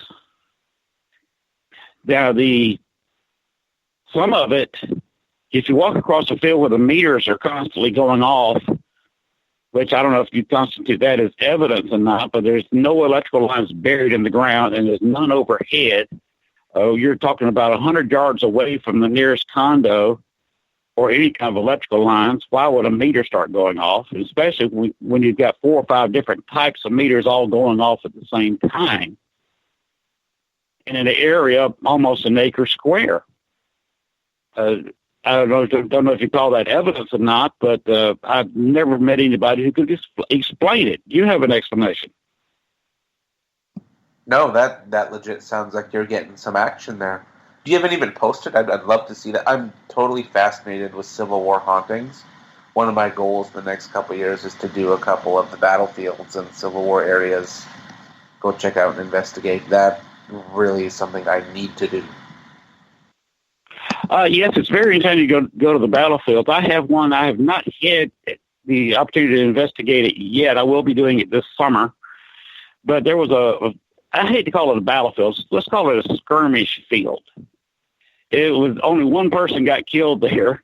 It was you had a road where both armies used to march up and down, and you had Union cavalry and Confederate soldiers marching. I think it was 1864. Yeah, I think it was 1864, maybe in 65. But they just crossed paths and started shooting at each other, and you had the officer of the Confederate cavalry actually got killed. Of course, that's what they aim for, the officers first, and then you see how many stripes on the sleeve, and you aim for the guy with the most stripes or anybody carrying a flag or anybody showing the leadership. But I've got to do that here locally. I'll let y'all know what happens when I go there this summer. Another related thing, where I had to charge people, because again, it cost me money. I had to go to a porta potty, was the only all-night investigation of Lincoln Park. You can look that up in Chicago. It's a legitimate city park that in the 1860s, 1869, it ended, was called City Cemetery, not Lincoln Park. So that was a major burial ground for the city of Chicago, except it flooded. Every time there was a lot of rain over Lake Michigan, it would flood. There's a high wind, they'd throw waves up into the cemetery, and they always had caskets floating out in the river toward where they were drawing the water for the city's water supply. And you really want to drink water where you know that it's flowed over dead bodies before it flowed into your pipes to your house. So they had to fix that, so they wanted to move the cemetery and just turn it into a park. The trouble is, of course, being Chicago, you always get somebody corrupt. The person who was told to dig the bodies and move the graves and the headstones was corrupt. he was charging $4 to move the body and dig up and move the stone. What he did, he moved the stones. He had a bunch of people come up and slap some old caskets together, filled them full of dirt, rocks, whatever, to make it about a body weight, and reburied them. Moved the headstones and buried his fake casket without digging up the bodies. This is where the Confederates who died at Camp Douglas were buried, in the Potter's Field, which is where the poor people were buried. So you had 4,000 to 6,000 Confederates that had to be pulled out of the ground there, along with all the citizens.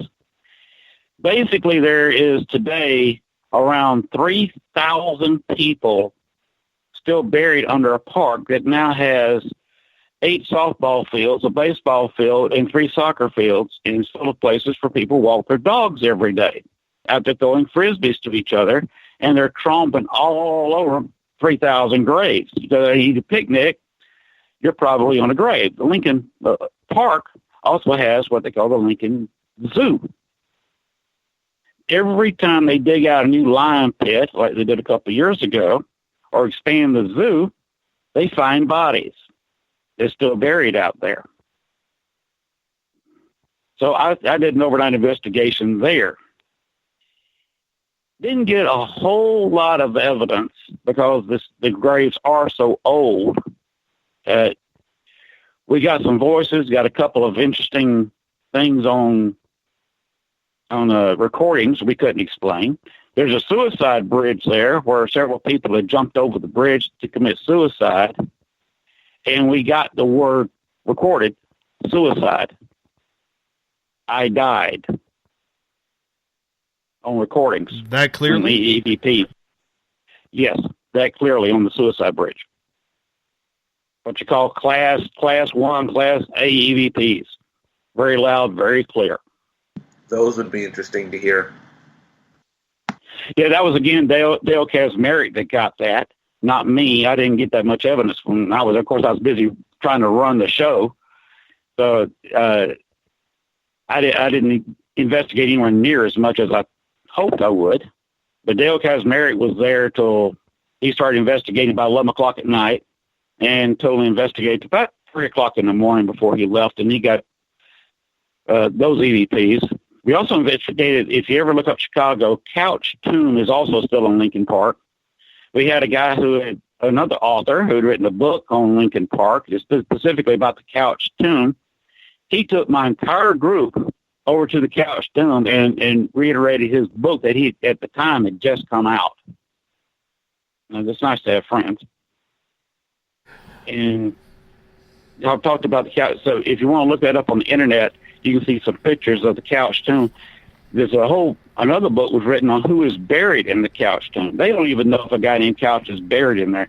Went in there with a snake camera, looked inside, and under the metal door was like a vault. You go in under that door, and all you see is another door leading further into the tomb. So without breaking through the door, and they wouldn't allow you to do that, of course. The city won't. Nobody will ever know, because you can't get a snake that long. There was no opening visible to get actually into the tomb instead of the anteroom there, I guess. So that's a whole another ball game there, talking about who's buried in Couch Tomb. It may be nobody. That's one school of thought. There's nobody buried in the Couch Tomb. Interesting. But then again, I've gotten several voices there. All right, Len, thank you so much for calling in and sharing your stories. I really appreciate that. Totally cool about the Civil War stuff to hear. That's awesome, man. Yeah, for more information, just look up Lincoln Park, the Lincoln Park Zoo, the city cemetery. You can't find too much there, but you also look up the Couch Tomb, or you can look up the George Levy book, To Die in Chicago. It tells you the whole story, year by year, of Camp Douglas and the horrors there. Will do. Thank you, buddy. Thank you very much. Us Canadians are heartbroken right now. Heartbroken. USA won in a shootout 3-2. Well, I got to say this, I'm not trying to turn this into a sports show or anything like that, because the better team did win. The United States outplayed Canada big time. Big time. Their defense was phenomenal. The better team won. But never, ever, I don't care who it is, there is no hockey game ever that should end in a BS shootout. You know, that's international hockey. They love that. I agree. They love that soccer flavor. This isn't soccer. This is real sports here. Nothing, you know, hockey's not about being pussified. That's why we have soccer on this planet. All right? This is hockey, real sport. It goes until it goes. U.S., well, I think... we still have men's hockey. Well, I realize that. But either way, no team likes to win, no team likes to lose on a shootout. It's garbage. Ruin is a perfectly good hockey game. I think the USA would have won. Look at the way they were pressuring. They would have won. Another period of overtime, they would have taken Canada. Absolutely. They were playing way better hockey. You don't end it on a shootout. Garbage. IIHF. Jeez, that pisses me off. You know? The better team won. You know? But it's just, it's crappy, it's crass, it's a bad way to end a hockey tournament on a bloody shootout. Len, I got Mr. Skeptic on Twitter asking why you didn't mention ghost sex this time. He's disappointed you didn't continue on with the ghost sex. Yeah, next time you call in, we're going to ask you about the ghost sex. See if you got any update on that. You know. Ghost sex. There's a haunted room in Barkerville where it is said that the lady of the night will come frequent you or quote-unquote get your attention when you're sleeping. So, being myself and a researcher, I left the door unlocked and nothing happened. That's my ghost sex story. Now, Mike, you had, we're about 15 minutes away from going to the thought of the day here. Mike, you had an interesting travel where you did an impromptu investigation in the small village of Yale.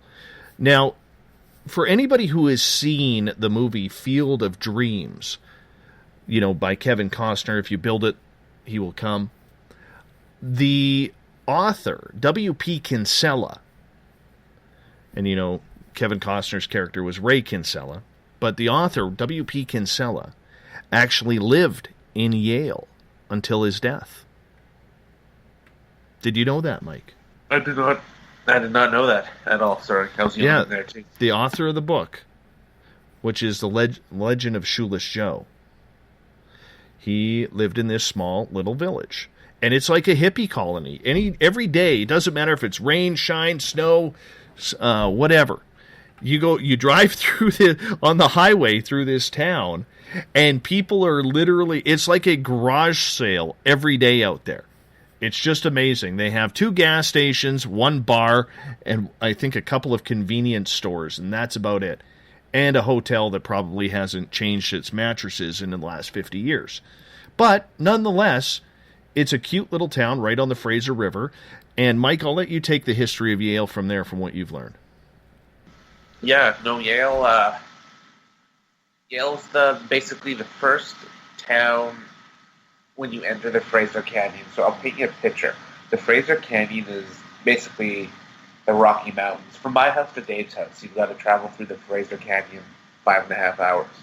But that is the path that was set for the gold rush in the mid to late 1800s. So people, the Americans especially, they'd come up the Fraser River in their boats, their paddle wheel boats. They would park at Yale. Then they would go buy a horse or go buy a buggy. And then they would start to make their way up the Fraser Canyon. So Yale, basically any foot from an American, a European, or other Canadians to get to Barkerville, where all the gold was, had to pass through Yale. And same coming home, to go back home, you had to go through Yale. The first cemetery was built in 1858 there. It was actually built along the banks of the Fraser River, or the Yale Creek, which is by the Fraser River. And the first 4 miners that were buried there soon had to be relocated to the current Yale Pioneer Cemetery because when they were, I guess how I assume what happened was when they were burying those miners, they found gold in that creek. So instead of keeping the cemetery there, they decided to move them and mine for gold where the original cemetery was. So on the way home, when you drive for hours, you think about lots of things, and you're like, I really got to check out the Yale Cemetery. It's basically one of the oldest cemeteries in BC, I would think, in my opinion. So I stop. I'm alone. I take out my GoPro. I've never done a vlog. I've never been a vlog guy. I'm like, I'm going to be a vlog guy today. I'm going to take everyone on the tour of the Yale Cemetery, which is exactly what I did. Doing the paranormal investigations, I kind of get the heebie-jeebies when I feel something's around or it gets kind of a heavier feeling. I'm being very respectful while I'm there. I'm talking to the tombstones or the people of the tombstones and whatnot. But then when I start to approach this one tombstone, it gets kind of cold, not because it's winter, like normal, like eerie cold, and then just really quiet. And as soon as I point my GoPro towards this tombstone, I didn't notice at the time. I noticed when I was done doing the 20-minute tour, I was about 5 minutes into it, that my GoPro actually died. At the end of the tour, I went to just click it off, but I'm like, oh God, why is this dead? It was fully charged. And then when I try and turn it on facing the cemetery, it wouldn't turn on. But when I would face away towards the highway, I would actually press it on again and it would go on. So I took that as my cue that I need to bounce out of respect. I wasn't welcomed there. So that being said, I get home, I dump all the footage onto my computer. Jeff, our audio guy, who's too chicken to come on the show tonight, just called him out. He sifted through my GoPro audio. With the GoPros in our editing software, you can remove the audio from the actual video. So in that way, you could find more EVP evidence. When I'm going down towards this gravestone where my GoPro died, we get an EVP that says, hi. And I just posted the Pioneer Cemetery encounter where you can see and hear the EVP. So Jeff was sifting through the footage as well. He screenshot the tombstone, and it came up to be George Wiley. So Jeff and I were plugging in Google, who was George Wiley? George Wiley was from Quebec, Canada, on the other side of Canada. And his tombstone was originally from Quebec. He died in 1858. No, I think so. Jeff, correct me if I'm wrong. I know he's in the chat room. Anyhow, his tombstone was left in Quebec. His body wasn't. His body was in Yale. So we made that connection. This guy's tombstone was actually moved to Yale in 1970. So this guy's body was left unmarked for 92 years. So maybe he was... the connection is maybe he was trying to get my attention to acknowledge that, or maybe he just did not want us as a foreigner there. I found that really eerie, the whole situation, especially getting the EVP, and the sense of when I was leaving that I really wasn't wanted there anymore. How long did this take? And I think, was this a 5-minute thing that you just pulled over on the side of the road, Mike? Or did you spend some quality time there just to learn? Basically, what I was doing is I was learning my GoPro. I was learning how to use it properly. I was learning how to do a vlog. I was learning how to do, how you see like on YouTube, all those travel vlogs or food vlogs. Just trying to do that, but with a paranormal twist. To be a little different than the other groups, right? Like, pull over at a deserted town, pull over at a deserted graveyard. So I pulled over at a deserted graveyard. I was there for a good 25, half an hour. I got about 7 minutes of video footage. I've used my GoPro a ton. I've used it on investigations a ton. It never dies. It's I think the newest model out, one of the newest models out.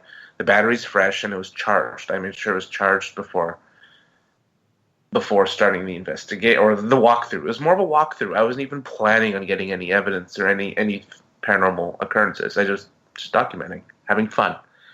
So yeah, I was there a good 20, 25 minutes, chapped as all hell.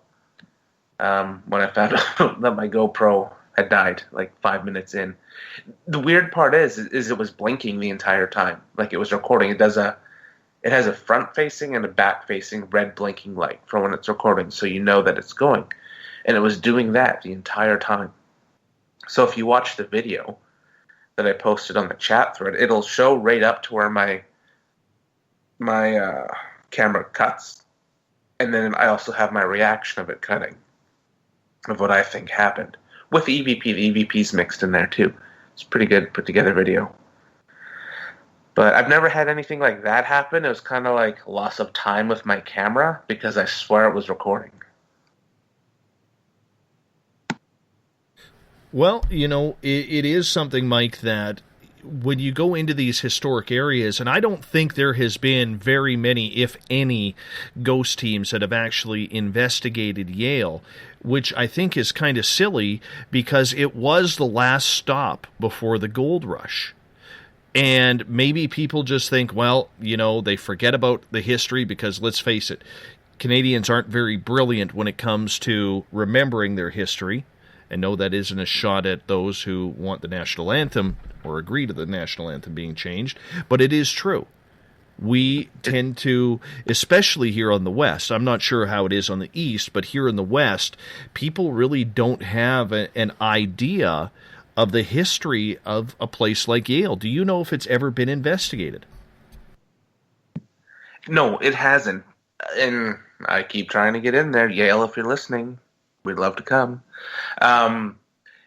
The way I look at it, it probably has the most foot traffic going up through that canyon into the gold area, because that's literally where everybody got off and got on their boats or on their wagon rides down to the Vancouver coast. Also, another thing that blows my mind that people don't talk about often is there was an actual war fought in Yale. In 1858, the Fraser Canyon War between the natives and the white folk, the miners. The native people were getting infuriated with all of the traffic going up through their sacred land, so they decided to push back and, started a little war, which I cover in my video. I'm going to do a second part of my video where I'm going to investigate the Fraser Canyon War, because if you dig into the history a little, it'll tell you the sites where the actual war was fought. In the photo I put in my video was one of the battle sites. Lots of people lost their lives there, and coincidentally, it was built at the same time the cemetery was built. And you got to realize how many people lost their lives in the Fraser River because it is very violent in that area. The river in that area is very well known for riverboat rafting, whitewater rafting. It is a dangerous part. It is deep. The undertow is extremely strong throughout the river. It's just a dangerous place overall. I mean, there are places along that highway, Mike, as we paint a picture, where there aren't even guardrails on the side of the river. So if you make a mistake while you're driving and you go off that edge, it's about a 300, 400 foot drop down right into the river. Like, you're dead in an instant. Totally, and it still baffles my mind that people, I remember in school, we never learned about the Fraser Canyon War, and that's 3 hours away from my school. Nothing in our curriculum of history to learn about our local stuff. We learned about the War of 1812, World War I and II, the Korean War, all that stuff, but we never learned about the home stuff, which baffles me because there's so much information out there. We're getting a lot of background noise. Is your computer on the fan on or something like that? Yeah, it literally just kicked on in that last... I've moved away from it. We all heard. Glad you heard it. That's a test. Yes. Joyce has a question. She says, Mike, where there is an actively haunted location, could it be that the ghost remains to dispute the written record of the event that they know to be untrue? Absolutely. I think that's totally true. Especially in older towns, minor towns, or the more Western-style towns. There's a lot of unwritten and written things that aren't necessarily true, that are all opinion-based, or maybe Johnny was hung, and he shouldn't have been. Is it hung or hanged? Depends on where you live, I guess, right? Yes. Johnny was hanged, but he shouldn't have been hanged because it was his brother Pete that actually killed the guy. Where Johnny's going to tell you it wasn't him via the other side. But yeah, I do think that happens all the time. I think it could too. I really do believe it could. And, why not want to tell their own story? And I think if more paranormal investigators actually paid attention to the history, we'd probably get some very cool answers rather than, can you knock on this wall to tell us that you're here? How about asking some in-depth questions? I totally agree with you. One of my lines I say when I go into historical locations is I'll say who I am, and I'll say I'm here to tell your story, because that's ultimately what I want to do. I want to connect history with whomever or whatever wants to communicate with us via the afterlife. I think that's very important. I think it's a really cool thing to do as well. Yes, I agree with you on that. So back to Yale for a second here. Why do you think that it is such a paranormal hotbed that nobody has investigated? Do you think it's just overlooked? I can off the top of my head name 4 towns that are completely overlooked from my place to your place. I can probably name 10 that are overlooked or people don't want to go to because here they still think old school, like, oh, you're a witch. You want to come investigate here? You're into that voodoo. Like, that's how people, small-town mentalities think here. So I think some of the small towns that I'm not going to say which ones, have solicited or talked to, they're not into it because they're more on the religious side, or they're more, let's sweep everything under the rug right now. And they don't want to get involved with that stuff. I'm not too sure, and I think it's one of those gems of a community that really needs to be paid attention. And I mean, the New Age spiritual hippies there, every time I go through there, I always want to stop. I just never do. Nobody talks about it. You got this Pioneer Cemetery that's been relocated because people had to get the gold instead of let bodies rest. Then you have the spirit caves that are there. You have multiple battle sites from a war between the natives and the white folk back then. Mm-hmm. You have and you have, like what you say, the Jacko accounts that happened there where he was taken on the train there.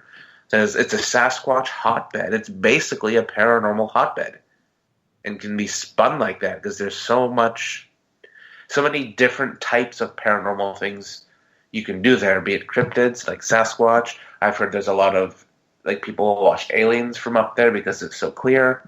I've heard the amount of ghost stories out of there are just, you could write a book. There probably is a book. It probably is. Do you think it has anything to do with the energy coming off the Fraser River? Because really, that's where the river starts a lot of its swirling. It starts a lot of its spreading out, where it's eroded the rock faces over time. You have the fast water coming down from the north, where it meets with some calmer water to create the current. Do you think all that has to play in the spiritual activity? Absolutely. I was actually going to mention that, but forgot. The river totally plays into that because the river's so fast, and all of the minerals and metals that are naturally in that water, I think, conduct a lot of electromagnetic energy around, which feeds all the spirits and the paranormal activity around there. And the amount of foot traffic that has been through there with the gold rush. Thousands and thousands and thousands of people going to and from. It wasn't just the gold rush, it was the Hudson Bay Company, because Yale started as, there's also, I forget his first name, Mr. Yale.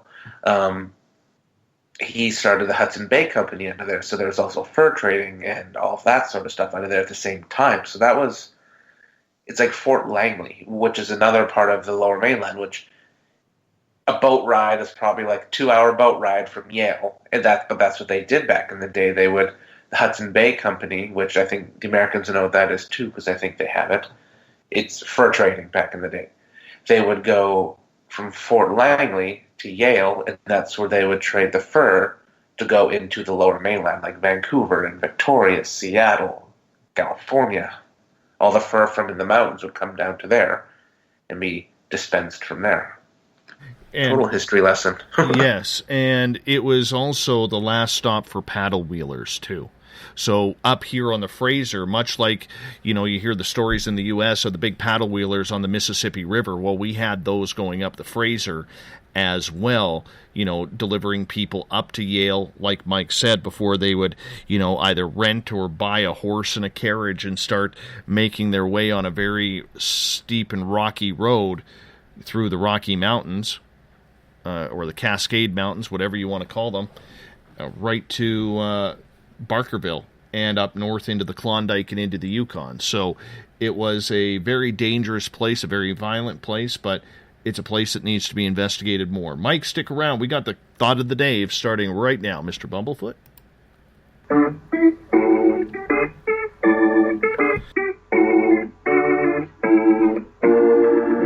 Love the music. Love the music.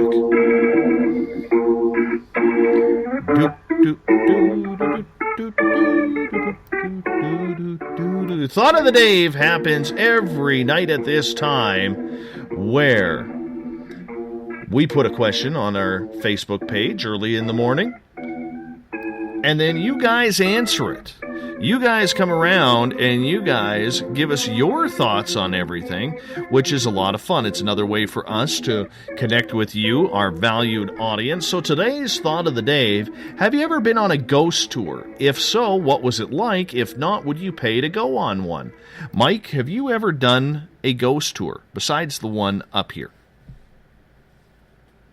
No, but I've given a lot of them in multiple locations. I could see how it would be fun. I've tried to change hats while doing it, and I could see how it's very interactive and factual. So no, I've not. All right, Mike, we got to put you back on hold there. Your computer is just way too loud in the background, brother. I apologize for that, but, unfortunately, we couldn't hear you. Is that better? No, not at all. Not at all. All right, let's get to your comments. On Twitter, Goddess Michelle says, I would love to go on a ghost tour. I would certainly pay for it. I think if it's to support a good cause, why not? And Catherine on Twitter says, I went on a ghost tour in Toronto a couple of years ago. I loved it. The guide was knowledgeable and funny. He made history interesting. I wish more of my teachers were as enthusiastic as that tour guide, although I understand why they are not. Go on a ghost tour. Time well spent. Penny on Twitter also says, if I were on one with a reputable people numbering not over 4 total, I'd go. Otherwise, there's too much noise contamination, so nothing that would happen could be trusted evidence. Well, I'm going to tell you, don't go on a ghost tour for an investigation. Big difference. Graham states, no, I do not have good experiences with ghosts, witches, spirits of dimensions, attachments, or astral forms which have darkness in them, but I have seen full apparitions with a friend to this day. He can attest a ghost couple of Victorian era passed by us near a cemetery in 2001. Nikki, all the way over in the UK, I think she's still watching on Periscope right now, her and her husband Paul. They say, I have been on a few. Quite a big thing in the UK here. I paid to go. It costs around £30. Was brilliant each time, even if we didn't record anything. Had a little buffet in with that price per person, may I add. Very cool. Very cool. All right, let's take a look here on Facebook. Adam, $1 million idea, gnome tour guide with blinky lights on their hats. Really, Ad Gnome? Really? You went there? Right early on, too. Right early on. Sleepy Dave says, I've lived in haunted houses, but never been on a ghost tour.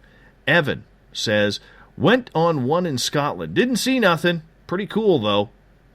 Aussie Rob did a ghost tour through the back streets of Rockhampton. Didn't pay anything. Felt the electrical charge from a couple of them that were in a few locations along the walk. Mark Spender, I've been on a few. Well, of course you have, Bazooka Joe. You take the tour with me every time we do it. Gee whiz, man. Brandy says, I've been on a ghost tour. I host them at least once a month. Now, that's cheating, I think, Mike. That's cheating.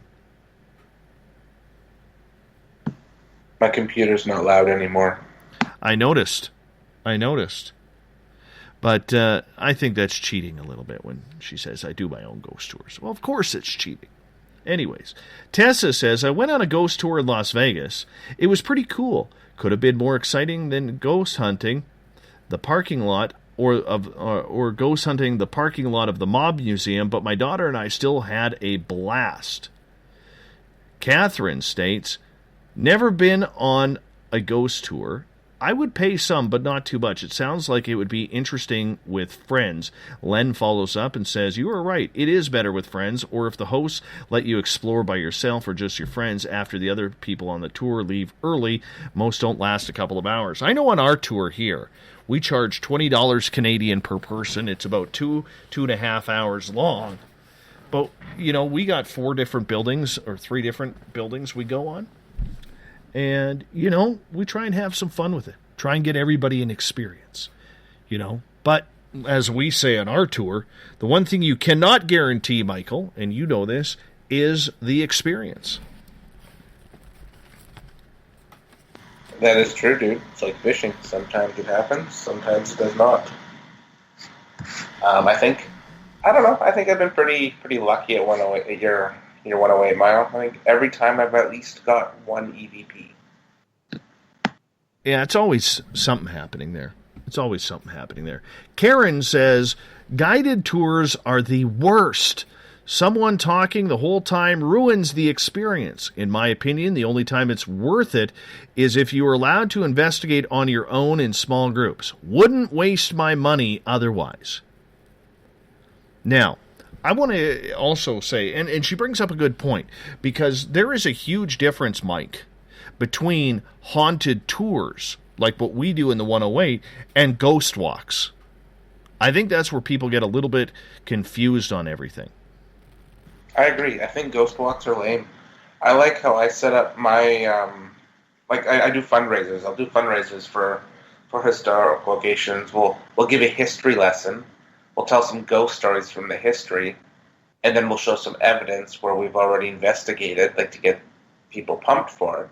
But then we'll also bring in a medium to do readings on people as well as read the haunted location. So it makes people very interactive, and in my opinion, it's worth the money for the locations. Because you're being interactive and you're teaching them about the location, not just walking around saying, that tree is haunted. That block is haunted, I think a lot of people, too, need to understand that if you're on a ghost tour, I don't know how others are done, but when you're on a ghost tour, you're not on an actual investigation. You're on a historic tour. And I think a lot of people get confused by that because, like we tell people on our tour, we try to tell the history of the museum through the ghosts. If the ghosts want to come out and communicate, that is fantastic. If they do not, that's okay too. That's very much okay. But I think, a lot of people think that they're actually going on a ghost investigation. Yes, we encourage people.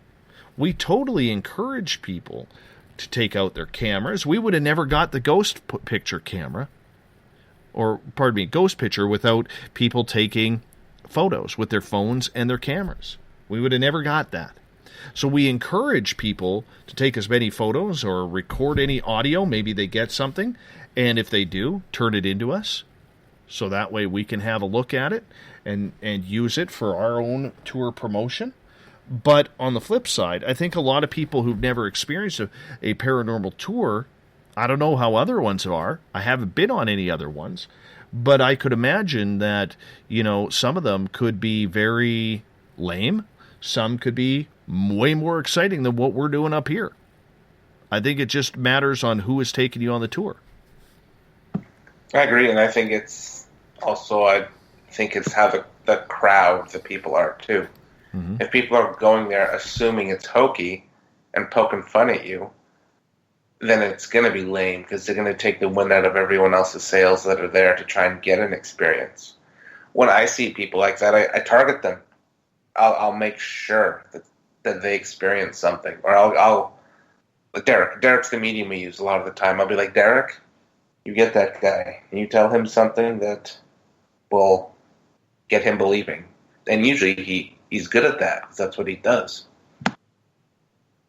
Well, I know that, you have to be interactive. You have to explain to people, what's going on. And I think as tour guides, if you don't explain to people what they're going to see and what's going to happen, then it's very difficult. Because, like I said, you can't force the ghost to come and work. You just can't do that. That doesn't work that way. Let's get to more comments here. Gail says, oh, good grief, no. No, and no. I hate things without skin, and I can't possibly imagine seeking them out on purpose for free or otherwise. Billy Gray says, why the hell would I pay? Are ghosts in the union? Barry Strom, who's been a guest on this show, says, I'm on one every day. Rob Mercer, who's been a guest on this show, wow, a lot of former guests responding on this, says, went on a ghost tour at Pensacola Lighthouse several years ago. Definitely creepy. Flashlight on a table turned on when asked to. Not sure I believed it. Could have been a poor connection. J.A. Pomerantz, I've paid to go on one. It was interesting to learn the history of the place as we hunted. Plus, it's a great way to meet like-minded folks. And I think that's pretty much it for a lot of people, Mike, is this going on these tours may be their only time that they get an opportunity to take in a haunted tour. I agree with that. Totally agree with that. And it's our job to give them the best experience possible when we're doing the tours and not make it lame. Mm-hmm. Well, and it all depends on how the person is as well. It all depends on who is, if you have someone, and like you said, talks in a monotone voice, and this is the spirit that is said to live here. We try and get the interaction with the spirits, and we don't try to scare people. That's not our job. Our job is to try and make things happen, Michael says, I have never been on a ghost tour. I don't like ghosts. I have been in a lot of spooky places and have had quite a few encounters with ghosts, several during the daytime, seeing some ghosts in the daytime too.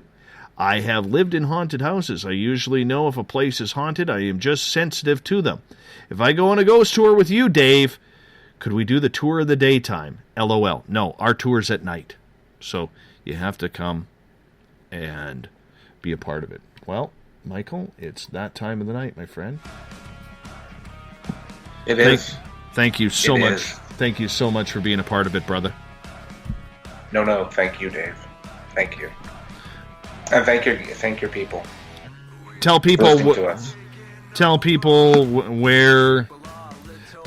where they could find Haunted Crew of Canada.